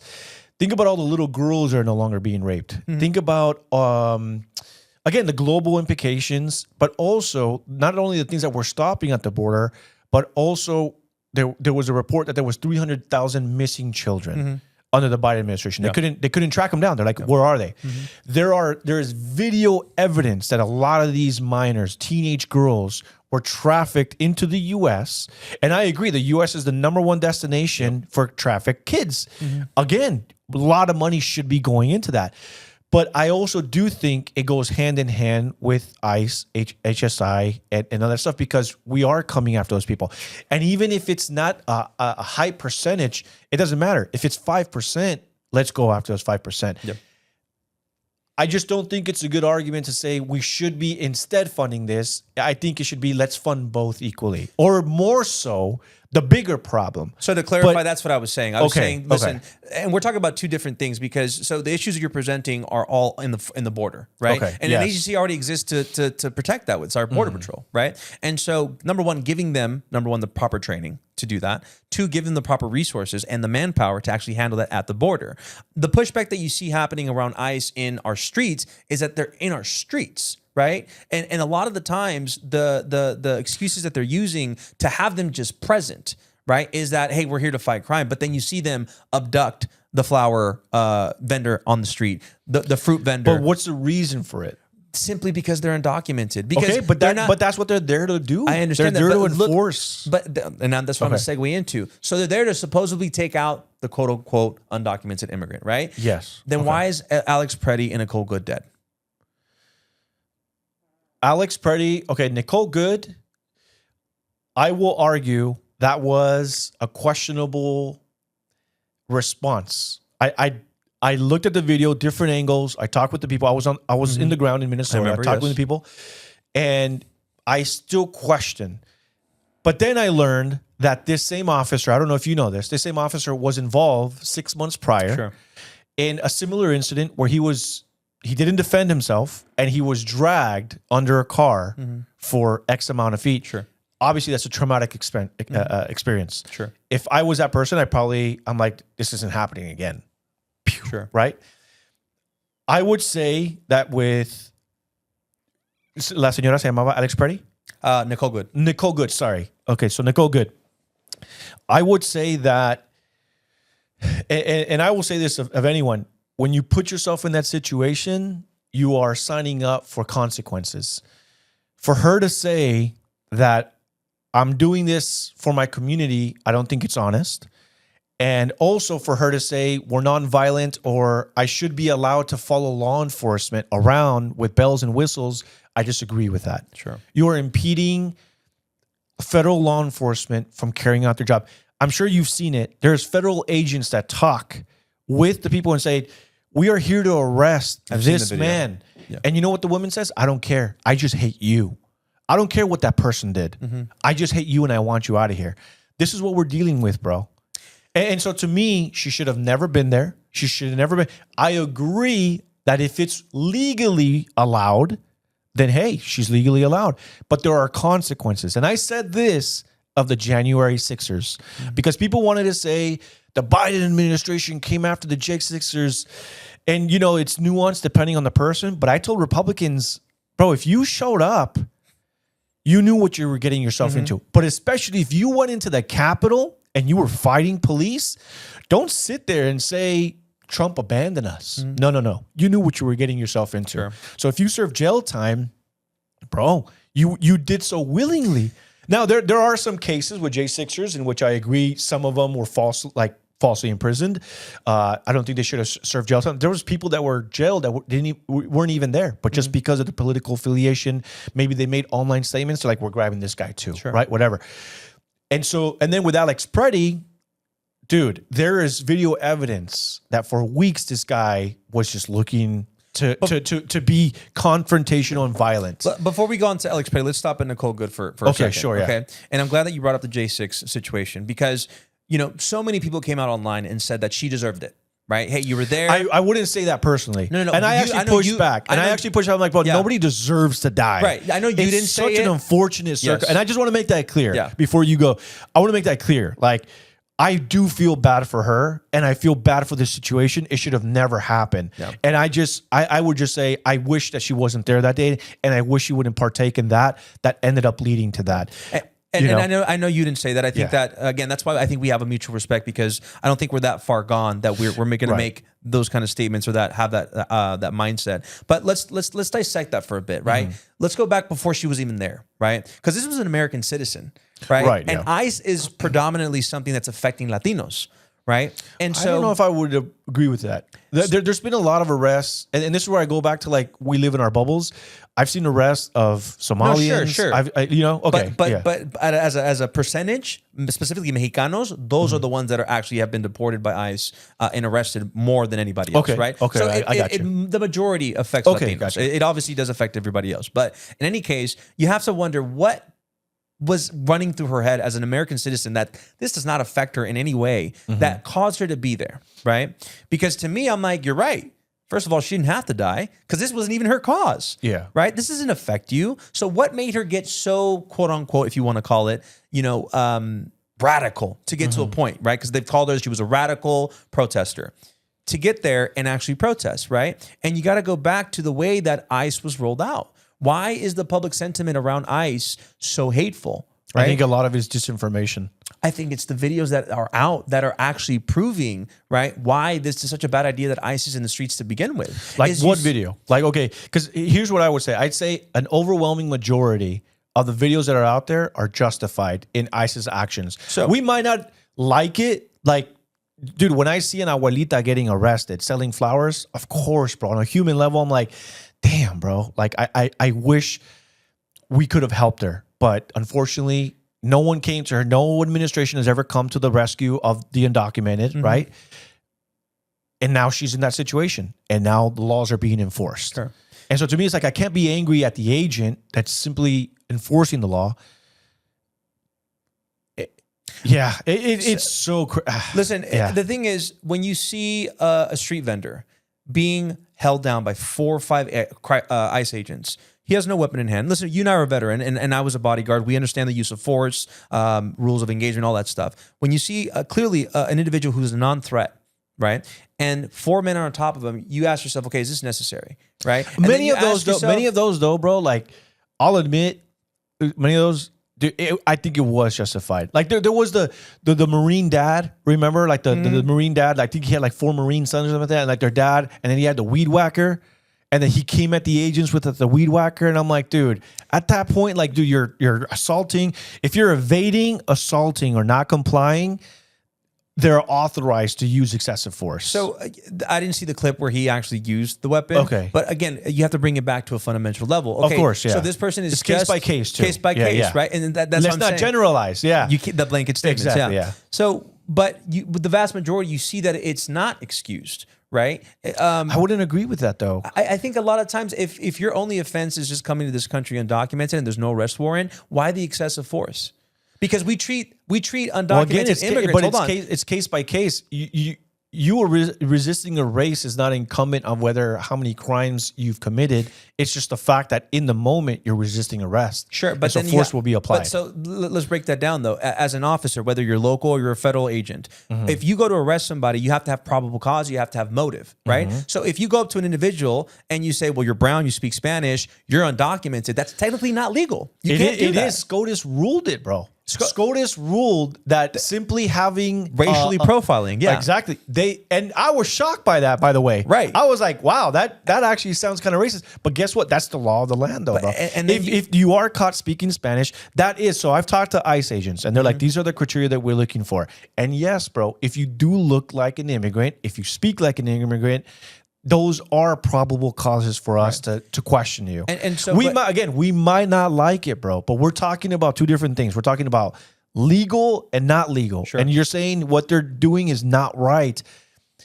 Morally, you can say that, but legally they are protected to do so. Sure, but that was a recent change, and that's why it was challenged at the Supreme Court, right? Because and that's the great point that you make, that not everything that is legal is morally correct. Correct. Because at one point slavery was legal, right? Correct. I agree. And there are so many of the things like that go in line with that. But you have to look at the facts. You're saying, okay, we're going after criminals, but the vast majority, 80% of these people that are being detained are not criminals. They're not violent criminals. But this is where you and I fundamentally disagree. The definition of a criminal. If you are here on an expired visa or you enter the country illegally, you are a criminal. But I mean, it's not in the sense of like you're a murderer, but technically speaking, you committed a crime, and that is considered a criminal if you commit a crime. So my argument and my mindset when we think about the civil offense, right, or civil infraction, whatever you want to call it, is that it's the equivalent. No, actually, if someone has a DUI, it's more severe than actually overstaying your visa. I agree, bro. Right, and so I agree. That's a problem. Like when words mean things. Hold on. When words mean things, if you're labeling somebody that came into this country undocumented a criminal, then when someone has a DUI or a misdemeanor, you're actually a worse criminal than this person. And that's why. Sure, but I think that's why there's different sentences for it. But the problem with that is, and I think we have to actually look at what the word criminal has done under this circumstance, is that it also excuses the way people are treated. This is strategic, brother. The fact that not necessarily, because when you commit a certain crime, depending on what crime you commit, there are different consequences for it. If you are in the country illegally, the consequence is you're going to get deported and you have to go back to your country. And that's always been known. That's always been known in the Latino community. Of course, but when you commit a DUI, that's a completely different crime. You know what I'm saying? So that's why but one is worse than the other, though. But it's one is more a crime, severe. Though. Correct. I agree, but that shouldn't matter in the context of like. It shouldn't though. Because if one is actually worse than the other. If you're driving under the influence, you can actually kill somebody, right? Or you can injure somebody. Which is why the crime is you serve sentencing in jail versus just being returned to your country. Not all the time. Back to your family. I have a DUI, believe it or not, and I didn't even go to jail. I just went to we're getting to the real. I'm not perfect, guys. No, you're good. But no, that's the thing is if we're going to treat things the way they should be, let's treat it fairly, right? But how is that not fair? I really want to get into this. How is it not fair that the crime is you came into the country illegally, or you are here, you overstayed, whatever the case might be, and the crime is, look, man, you overstayed. We're going to have to deport you back. You're not going to go to jail. We're not going to take you away from your family. Okay, so whatever. Let's break that down. You're right, right? So if it were that case, right, and you came to this country, you're undocumented. Hey, we're going to send you back we're going to deport you back to the country of origin. Okay, great. That has been known that if you come to this country, you run the risk of getting deported. Okay, great. But what's happening is, again, what's being sold to us is not what's happening. Currently, what's being sold to us? So it's being sold that we're taking out number one criminals, which again the data shows that's not the vast majority. But again, we've already agreed that we fundamentally disagree. Let's agree to disagree. Okay, they're not deporting people; they're actually detaining them here, right? And so, because a lot of them, while they're in detainment, are able to actually fight their court case. So no, they're not. Some of them that have been held in detention have been able to reach a lawyer and fix their stuff. So going back to the journalism part of what we do, I just interviewed a girl, right? She's 21, who was living in an apartment. The FBI came in. They were looking for a guy that used to live there, and the individual wasn't there, but they ran into their family. They took them in. They found out they were undocumented, had no criminal background whatsoever. And outside of correct. The crime of being here legally, okay. Being undocumented, civil fraction. Illegally. And they put her in a detention center. Okay. Right? And first of all, they said, hey, we have a deportation order on you. That was a lie. That was disproven by the lawyer, immigration lawyer. Second of all, they asked her, okay, great. You want to fight your case? She said, no, I want to self-deport. And they kept her there for a long period of time, basically made her suffer. And they made comments to her to say, hey, this is going to continue to happen to your people if you guys keep coming here. That to me is, whether it's legally, morally, however you want to look at it, is fundamentally wrong, right? And so, so you have people that are being purposely detained for a long period of time to discourage others, right? They're purposely, this is a tactic that's well known. Kristi Noem, when she was in power, would say it. Trump has said it on several occasions. If you come to this country undocumented, you will be kept in the worst conditions, right? And so, mind you, those detention centers, we pay for. So every day that person is there, that's why I'm saying that the solution that they're offering us isn't even viable financially. It's, I believe, $250 per person per day every time they're in a detention center, and they're amassing people there, right? And they're being kept there without the ability to fight their case, because now you can't even get bond. I would disagree with that. I know for a fact, because I've spoken with immigration lawyers, and some of them that are in detention have been able to fight their habeas case. corpus. Some of them have been able to clear their name. Some of them like, dude, this is wrong. Like you guys got it wrong. And I will say this. There is a larger room for error the bigger the organization is. And so when you overfund and you're hiring anybody that's putting their John Hancock on, like, yeah, sign me up to be an agent, and you're putting these people out there, there's going to be errors. And an article that I actually wrote is that there has been errors in every administration. Obama deported American citizens because they were brown. And the guy's like, dude, I'm not an illegal immigrant. I keep telling you guys. And you know who sued him? The ACLU. The ACLU sued President Obama because he was deporting American citizens. But here's what I'm getting at is the percentage is usually, if I remember correctly, it's 1.5 to 3% during a 4-year term of immigrants that get detained, get arrested, or get deported. It's about 1.5% to 3% are wrongful, just in general. Like, hey, this was either an American citizen, you got the name wrong, maybe they had the right name, but the wrong body, wrong age, whatever. So it's just common all around. But when you make an organization larger, naturally, the percentage for error, for margin error, is going to be higher. I'm not excusing it, but I think it's important context to understand. When you grow an organization and their single task is, and you got to remember, it's not just DHS agents doing it. Border Patrol has moved up into inland America to take on a job that they weren't originally supposed to do. I don't understand why they were put there. Right, we can argue about that. There's nuances there, but the ask of of Donald Trump was, we want mass deportations, and he said it. He said it when he was running. These will be the largest deportation ever. And the thing is that's actually one of the promises that I agree with you. He's actually fallen back on. And I think it's multi-layered. I think it's because he's seen the polling. I think there's a lot of people that, like, maybe a lot of us are like, damn, bro, I kind of thought you were going to come after the criminals, but not like the street vendor, or this. And so I've actually had Republicans message me and they're like, damn, bro, did you see the video of like the street vendor or the guy selling flowers? There's like a video of like people mowing lawns, and it's like 4 or 5 homes. I guess the lawnmowers have like a coordinated time. All of them were there, and a band pulled up, and the guy was like, bro, you got them at work, dog? Like, these guys haven't even finished the lawn yet, and you're really doing that to them? And you have to look at the tactics. So it's not just, But that's why Noem is gone, and I think that's why Bovino is gone, because you have an administration, and even Donald Trump has openly said, maybe we went too far. We had this idea. We saw that there was a lot of errors. And I think going back to Alex Preddy and Renee Good, I think that was like a turning point where it's like, bro, our tactics are, maybe they're working the way we want it, but it's not the way the public is receiving it in a good way. and we cannot have more dead Americans. So I think that what Trump is, he's a populist. He does whatever the public he thinks is popular. I agree with that. And I think that, you know, during his campaign, he ran on a multiple of things that he thought people wanted to happen.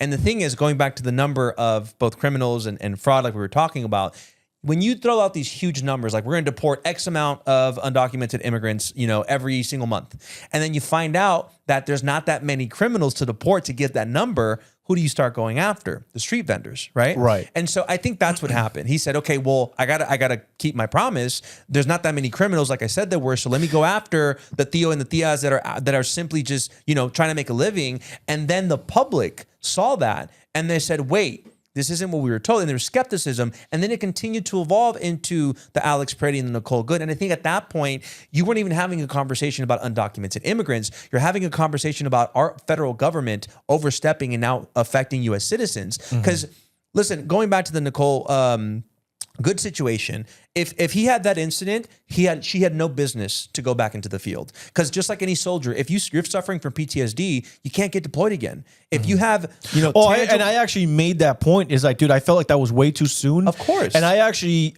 reached out to ICE agents. I'm like, dude, what's your protocol for an agent injured on the field, and like what is the protocol for them to have to go back to the field? Like, Sure. do they go under a psychological test? Because I think that's important, right? Yeah. Like, dude, you were injured in the line of duty. I think psychologically they need to clear you. And the guy basically said, like, no, we don't have any of that. No. And I said it on my podcast. I'm like, bro, there needs to be those measures. You can't just have a guy that got dragged under a car and now he's reliving the moment. And in that instant, he's like, bro, I'm not doing this again.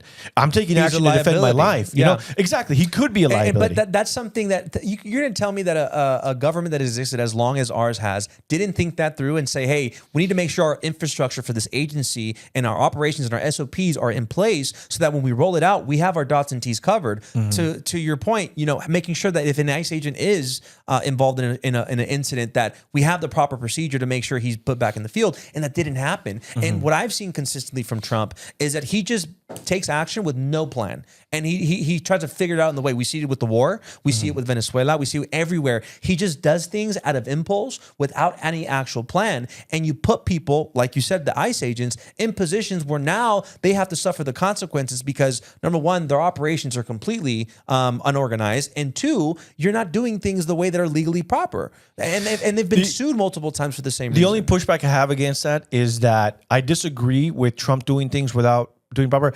You got to understand, and I even defended Biden on this. There's a reason why you appoint people you trust to take these positions. Kristi Noem, to this day, I'll say she was a bad choice from the very beginning. Horrible. Very bad choice because she was a woman. I'm kidding.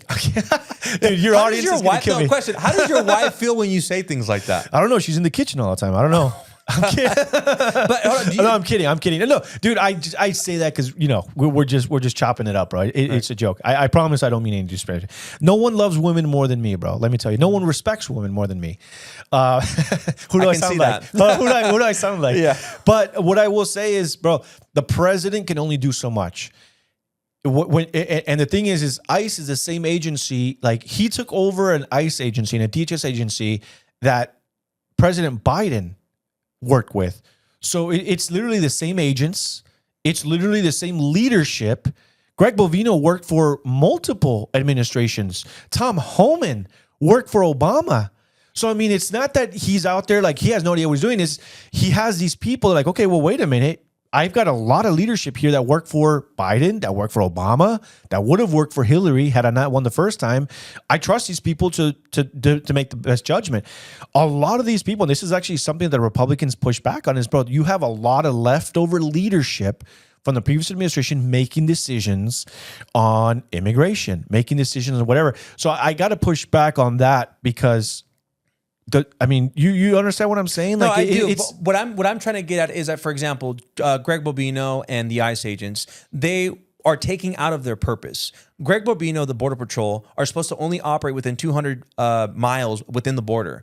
Putting them in the center of Los Angeles makes no. It's like taking a Coast Guard man and putting him on a jet from the Air Force and saying, fly the thing.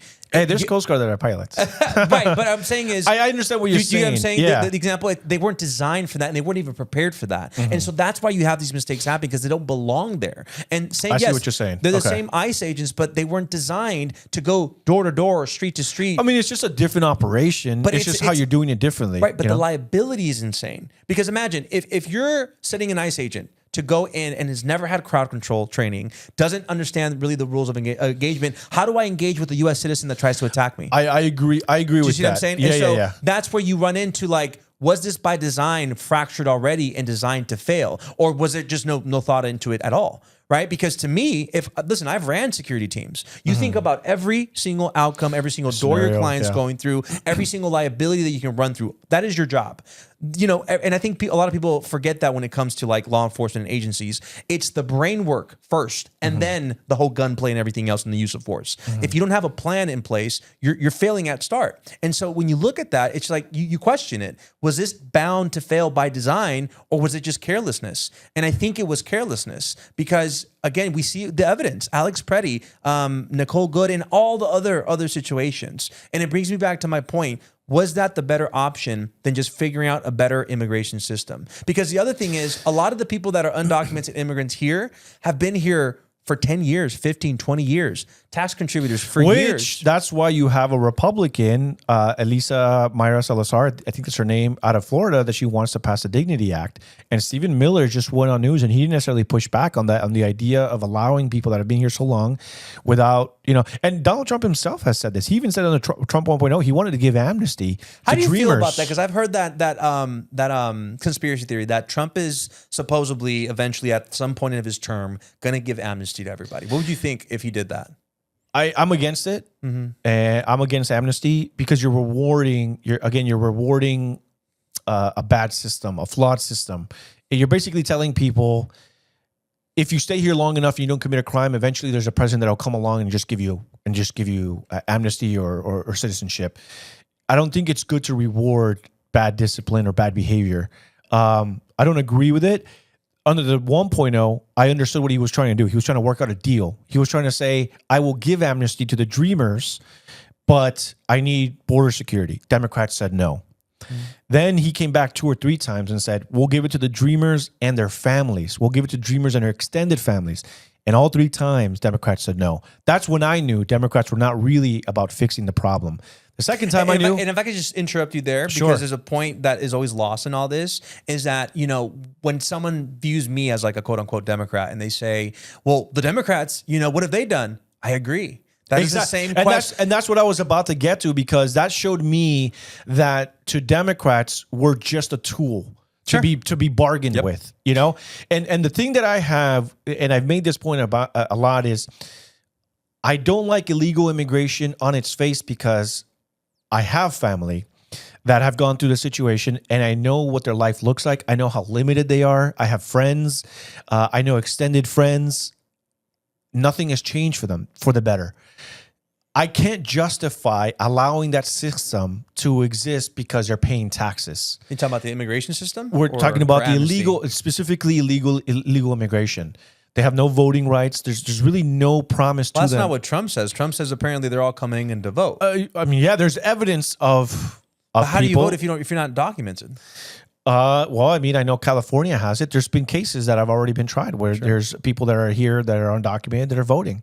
A lot of them use fake papers. They use fake socials. They use fake papers. They're voting on behalf of other people, whatever.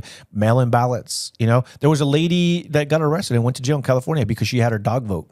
Yeah. How does a dog vote? Yeah, but wasn't she an American citizen though? She's an American citizen and she's a Republican, and she went to jail because she was trying to prove a point. Yeah, she was trying to prove a point that the California election system is bad, and there were people that were voting. And I mean, there's been people that have gone to jail because they have voted fraudulently, or that are illegal immigrants that voted fraudulently.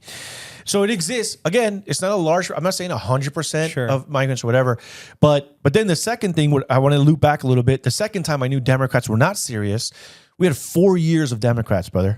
4 years. We talked about that. That's actually one of the first things that we agreed on. What did they do? Okay.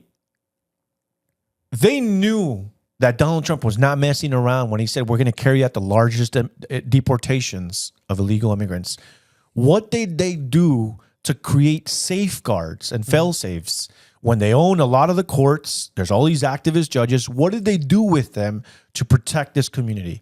They did nothing, because I don't know whether they were thinking, we're going to win this anyway, we're going to rig it again. I don't know. I don't know what they were thinking, but they did nothing to protect the community, bro. Why didn't they? Yeah, Why haven't Democrats done anything for illegal immigrants that are here that have committed no crimes? Why was there no amnesty? Why wasn't there a Democrat? Why is it that now we have a Republican who her Dignity Act is actually very unpopular with Republicans? Why wasn't there a Democrat saying we need to pass this with President Biden because we know that there's a reckoning coming with Trump and we want to protect this community? Yeah. So last year there was a Democrat that tried to pass something similar to Dignity Act. It was actually compared both, and it was the registry update. It was Alex Padilla, the senator. And so the registry update is basically this old registry that if you, I believe, and I could be wrong, that if you came into this country and you were here after 7 years with no criminal record or anything, you could get a residency here in the United States, and then obviously eventually a pathway to citizenship. But that date hasn't been updated. And so what he was attempting to do was to update the date and also make it a rolling window. So if you come to this country, you do 7 years, and you don't do any crimes, you pay taxes, you can get an opportunity to get a residency. Now, is that the ultimate solution? Probably not, right? But is it the most quick solution? Yes. And so I think there have been attempts by that. But going back to your point, in the past, did the Democrats do enough? I think that's the question. And that's the question that I've been asking. Mm-hmm. I can't speak to Trump's first term because I was so politically, not vested into it. Mm-hmm. But that is my question currently. And that's one of the things, and I'll land it back to the governor's race, because I know we've been trying to get to that. Yeah. But that is the number one demand. Right now, granted, the governor here in California can't do much about immigration, right? There are obviously things like healthcare that he can offer and certain things like that. But I think that is the ultimate goal and demand for me personally. Mm-hmm. It is, what are we doing about immigration reform? Because currently we've seen it, right? The enforcement's not working out well. Mm-hmm. So what is the other option? Fixing our immigration system. And again, bipartisanly, that should interest everybody. Because I think that, again, finding that system, you're going to get rid of people that are going to come through the border, who are going to get raped, who are going to get kidnapped, who are going to get killed. That avoids that, because now there's a system that we know works. Mm-hmm. You also get people that don't try to come here undocumentedly, which no one wants. I don't want you to risk your life, right? Mm-hmm. And so I think there are questions that the Democrats have to answer. And I think that's why there's a revolt on the left right now of, hey, these old establishments, because the Democrats actually just voted to not, I believe what the specifics were, but it was to not shoot down AIPAC or a resolution, something like that. And everyone was, got up in uproar. What do you mean? You know that your base is not supportive of AIPAC in Israel. What are we doing? Mm-hmm. And so I think that there is a shift happening. We need younger leaders in the positions because these older Democrats, you're right, aren't doing what we want, especially for us Latinos. And so the ultimate goal, which all these candidates have had to answer, is, what do you think about immigration? What should we do? And I think the ultimate answer is reform. And I think bringing it back to the candidates race, they all give their takes. But for example, Tom Steyer, which is now the quote unquote leading Democrat, first of all, both parties can agree we don't want a billionaire to run the state. Why not? Right? Because number one, okay, I feel like when you guys make those statements, we don't want a billionaire, again, like we're generalizing, because there's some good billionaires, like we got Trump, for example. Which has made all his money in this presidency, by the way. But yeah, hey, at least he didn't invest in ICE detention centers. That's the issue with Tom Steyer. No, he's committing other frauds. But I think Tom Steyer, for example, I think it's hard to argue that you have the best interest in the people that you want to serve, and you made your money and don't understand the reality of what those people are living, right? Because he said, I'm a bootstrap guy, I made my money, but to your point, he invested in private prisons. His investments, which were not which ethical, is something that like a lot of progressives are against, bro. Yeah. You guys are against like private prisons, the detention centers, all this stuff. 100%. Which is that's why I don't understand why he's being propped up by the establishment, because he's literally everything your party hates. Sure. Everything, bro. I think that there's a divide, right? And those that support Steyer, I think for me personally, coming into it, I didn't, push back on the idea of him running, because there's another reality that we all have to accept, is that here in the state of California, regardless if you're a Republican or a Democrat, the top two polling move on to the primaries in November. Right. And the jungle primary. Right. Yeah. And so, So basically, we're looking at, okay, well, who's the top pollers? At that time, it was Eric Swalwell and Tom Steyer. And so I think people were trying to make amends with the idea of like, all right, well, I don't like that he's a billionaire. I don't like that he did this, but what is the alternative, right? Is it a Republican? And so I think that's where they started excusing some of the things that he did as like, okay, fine. Because even me, I mean, Eric Swalwell, he reached out to me last year when the raids first started happening. And shortly after that, the news broke that he had voted on that resolution to thank all of law enforcement, which included ICE, and a lot of people were against. And so I shut him down. I said, hey, I'm good. I don't want to work with you. So when he reached out to me again as a candidate, I told him, I said, sure. I said, but the first question I'm going to ask you is about that resolution. And, his response was not what I was looking for. But I think that at a core, everyone was just trying to find, again, the lesser of two evils.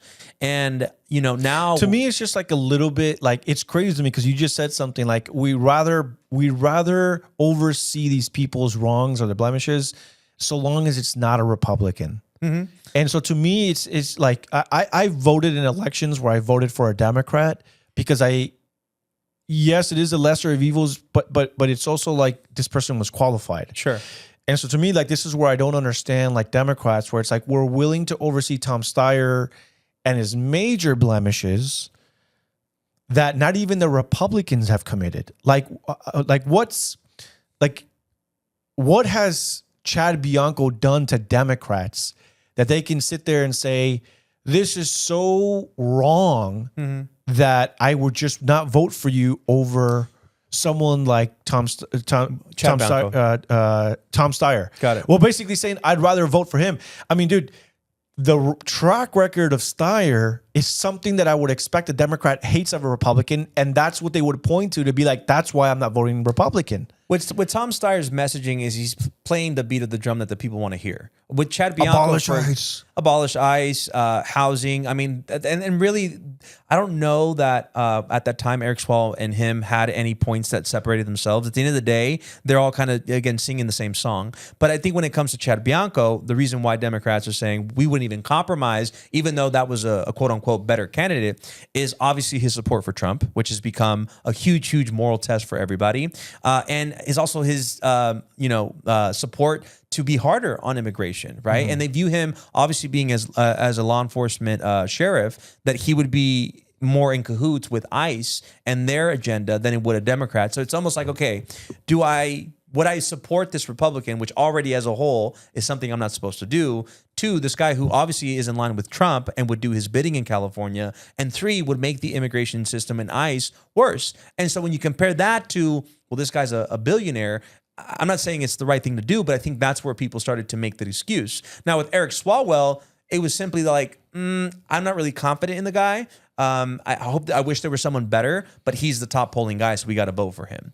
Vote blue no matter who. And listen, I push back on that. Yeah. Now, does that mean that I would ever vote Republican? I don't think so. But do I think? But why not though? I think so. So like, if your options are Tom Steyer, like let's say Steve Hilton, sure. Why would you not support Steve Hilton, who's more moderate? He's actually a little bit progressive. He's for same-sex marriage, sure, and he's for the choice. Yeah, he's a pro-choice candidate. So he's not like MAGA. I know he's got President Trump's endorsement, but even President Trump is not really, dude. Conservatives don't see him as like a very conservative candidate. Yeah, we see him as a classic liberal. Sure. We say, I'm like, dude, he's just a classic New York City liberal, which I think that's why with Mamdani, he's like, hey, you're a populist, I'm a populist. Come on over. I like this guy. You know, I like his ideas. Sure. Let's try this out. Let's see how the people receive it, you know?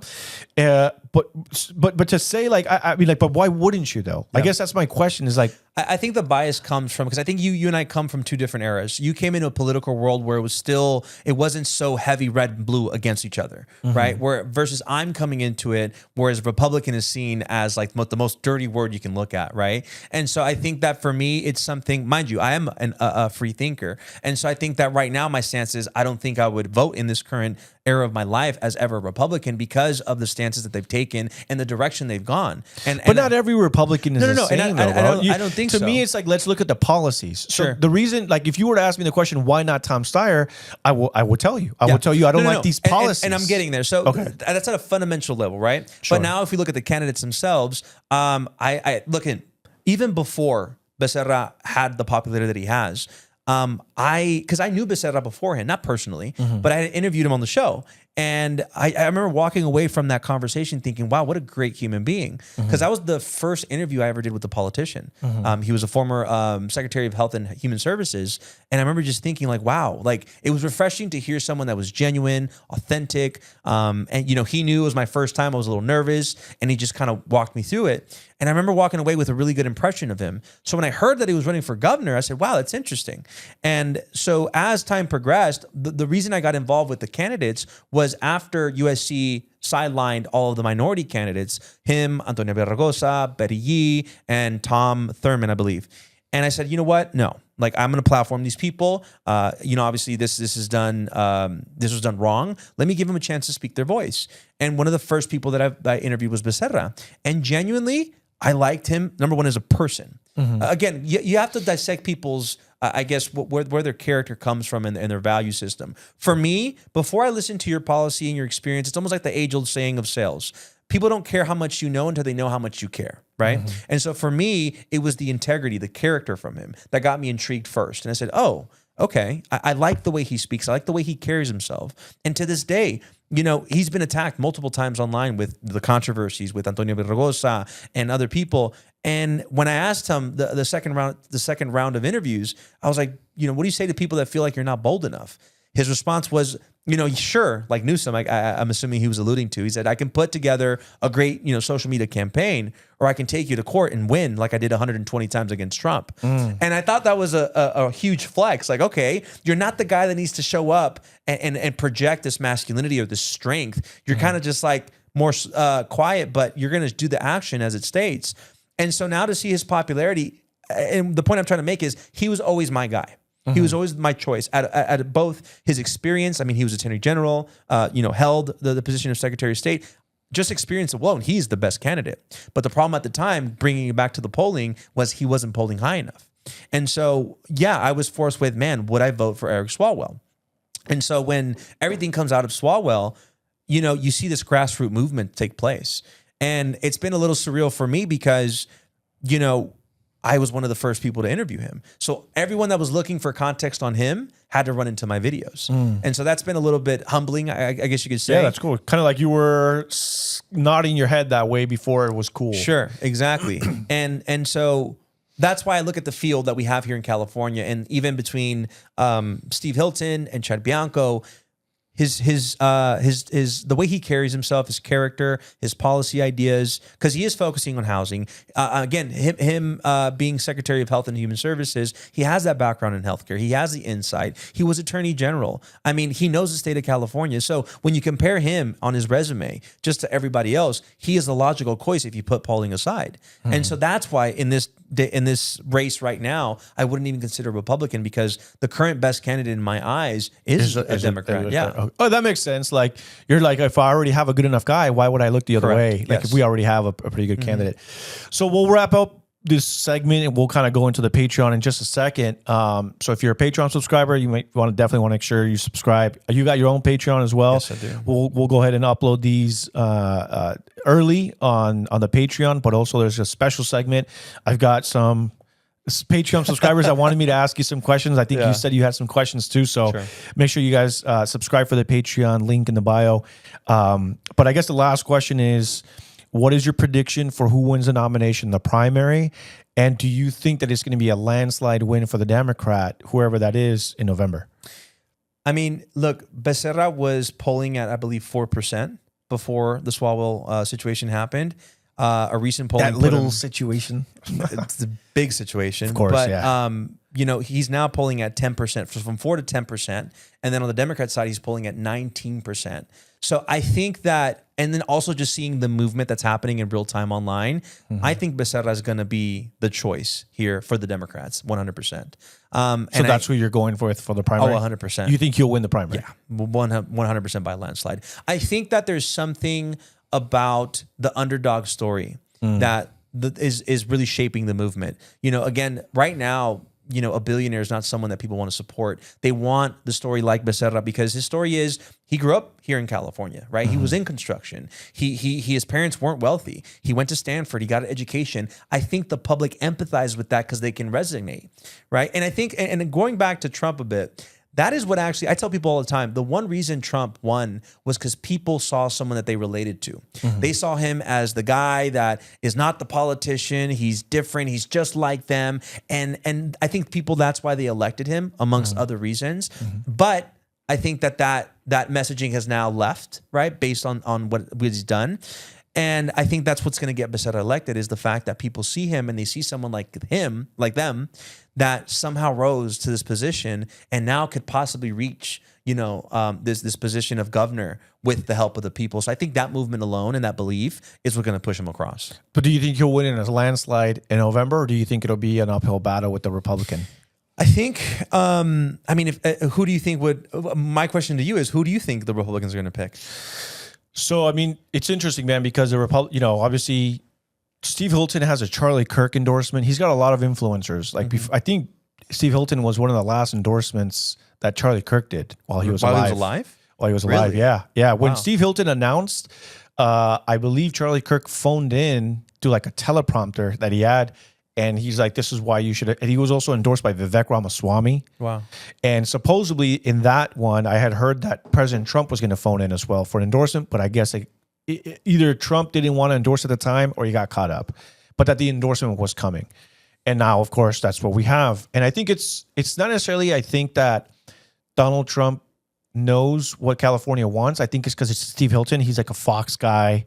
I know. We all know Donald Trump loves Fox host guys? Yeah, dude, it's crazy. It's crazy. I know we've got a lot of problems with that. But hold on, because there's something there with that though. Sure. Do you think that Pete Hegseth has done a good job as Secretary of Defense? I don't think that there's enough track record there. I think that he's come in. I think he's understands what the base wants. So I think there's a lot of rhetoric there. Yeah. Is there a lot of follow-up action with it? I don't know. It's hard, bro, because it's like, what is a defense? What does Secretary of War do? Right? Sure. We go to war, but that's not popular among the base. So it's hard because I guess my question is another Fox host the answer to get into politics? I guess? I don't necessarily think that matter. I know Pete Hegseth was a veteran, right? And so I think that same thing with JD Vance. He's a former Marine. I think that people just love veterans. I know a lot of people that when I showed them when I told them that you were a U.S. Army veteran, they were shocked. They were just like, man, usually you don't find liberals or Democrats that are proud to serve their country or whatever. And so I won't hold it against them for being a Fox News host. I with someone, Steve Hilton, obviously he's got that. We were talking about this off camera. Right. He comes from a background of working with the UK Parliament, but also that comes to a detriment because there's a lot of people saying he's a politician. He knows what to say. Being a Fox News host, he knows how to work the audience. He knows what to say to the camera.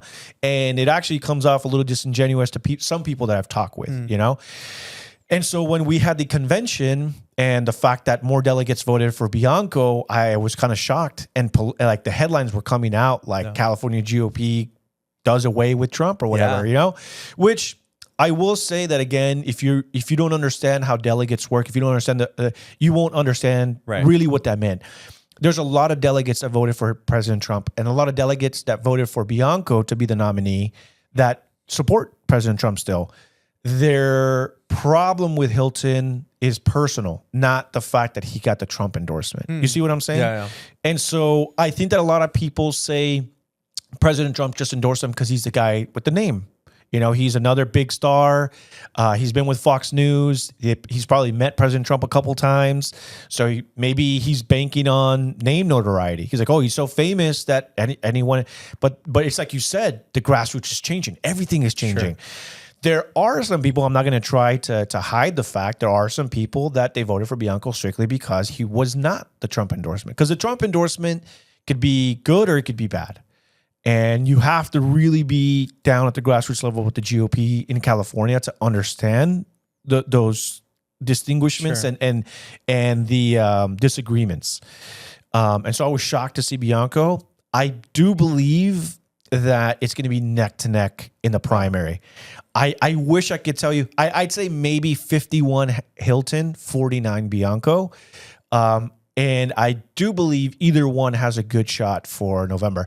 There's this notion that because Hilton and Bianco are both polling at number 1 and number 2, and we have the jungle primary, that maybe both of them go forward. Sure. I think that's not No, true at all. I think There's that- no way Democrats allow to Republicans. There's no way they're that divided. But you know what? No. I would say I think they were. I think the Democrats were very divided up until the Swalwell situation happened. I think because everybody was saying, dude, drop out. Like all you candidates that aren't polling high enough, just drop out. And, so there was a huge fear that there was going to be 2 Republicans moving on. It was, everyone was terrified. But again, the Swalwell situation changed everything. And so I think now, because of, mind you, what was it, last week that Swalwell happened? Was it this week? I think it was last week. So within that time frame, his trajectory, how he's exploded, he's gone. Within that couple of days, I think that if you view that, because I mean, he's not only is he raising money, he's bringing on team. His whole social media campaign is shifting. I think that puts him in a different ballgame. And so I think now we have a conversation. We can say, okay, there's going to be a Democrat and a Republican for sure. But I think back then that wasn't the case. Okay. And so it should be a sight to see who ends up on the Republican side and then how that plays out in California. I do think, though, nationally, if you look at even Texas, which is shifting blue insanely, I think that there just is a strong push. My only thing that I will give everybody in the world credit for when it comes to the Democrats is that, and I've said this even before the candidates got into the race, the Democrats' answer can't be, we're not Trump. That can't be your messaging, right? And I said even before, because I saw it coming. I knew that the messaging was going to be heavy. We're not Trump, fuck guys. And it even happened at the Latino caucus meeting when they were looking to get endorsements. The caucus chair was like, stopped everybody from speaking and said, we don't want to hear the bullshit of fuck ICE and fuck Trump. What are the solutions? And I agree with that. You can't run on just, I'm not him. People are tired of that, We're tired of it, dude. And so we need real solutions. Yes. Yeah. And so I think that that is hopefully going to be the case. But I don't want to see that. I don't want to see a shift into a Democrat simply because he's a Democrat and not Trump, not a Republican. I think, again, going back to your point, we need qualified people who are going to bring solutions, who understand, and that aren't going to perpetuate the cycle of you used our vote, now you're in position, and now you forgot about everything, and now you're making all these excuses. Yeah. I think everyone's tired of that. I think you're right. I think we need people with solutions, and that's why we need to vote Republican. So are you going to eventually become a politician at this point? Yeah, I know, right? No, yeah, but dude, thank you so much for coming. I mean, dude, we can talk for hours. You know what I mean? I just want to value your time, and I know we got a late start, but dude, I hope you come back. We'd love to have you as a regular, whether it be on the show or maybe we can have sit downs. This segment is usually called like Let's Talk, so it's like, hey, let's just sit down and talk about whatever we're going about. But it's a good introduction to kind of maybe like a little mini series, like maybe just 2 Latinos from opposing views in the heart of LA. Just what do we think, and so we'd love to have you back on, man. But thank you so much for your time. And then obviously we'll be going into the Patreon. I do have some questions. We'll get through them. Don't worry. And so if you guys, enjoyed the show, please make sure you hit that like, make sure you drop a comment, make sure you share. If you want to see more of it, let me know in the comments. If there's a big demand, maybe we can get you back on sooner rather than later. But I think, again, the important thing is that we're able to have opposing political views, but we're able to have a civil conversation and then be able to shake hands at the end of it and be like, all right, bro, you believe that way, I believe that way. We'll go our own ways politically, but at the end of the day, like, we are human beings. Sure. And the reality is that I want someone that represents us that's going to work for both of us because you're an American. You're a veteran. You fought for this country. I respect that immensely. Being a veteran myself, having a son that's also, a veteran now, and so that's big to me. But yeah, again, if you guys want to see more of it, we're going to be on Patreon. Make sure you subscribe there.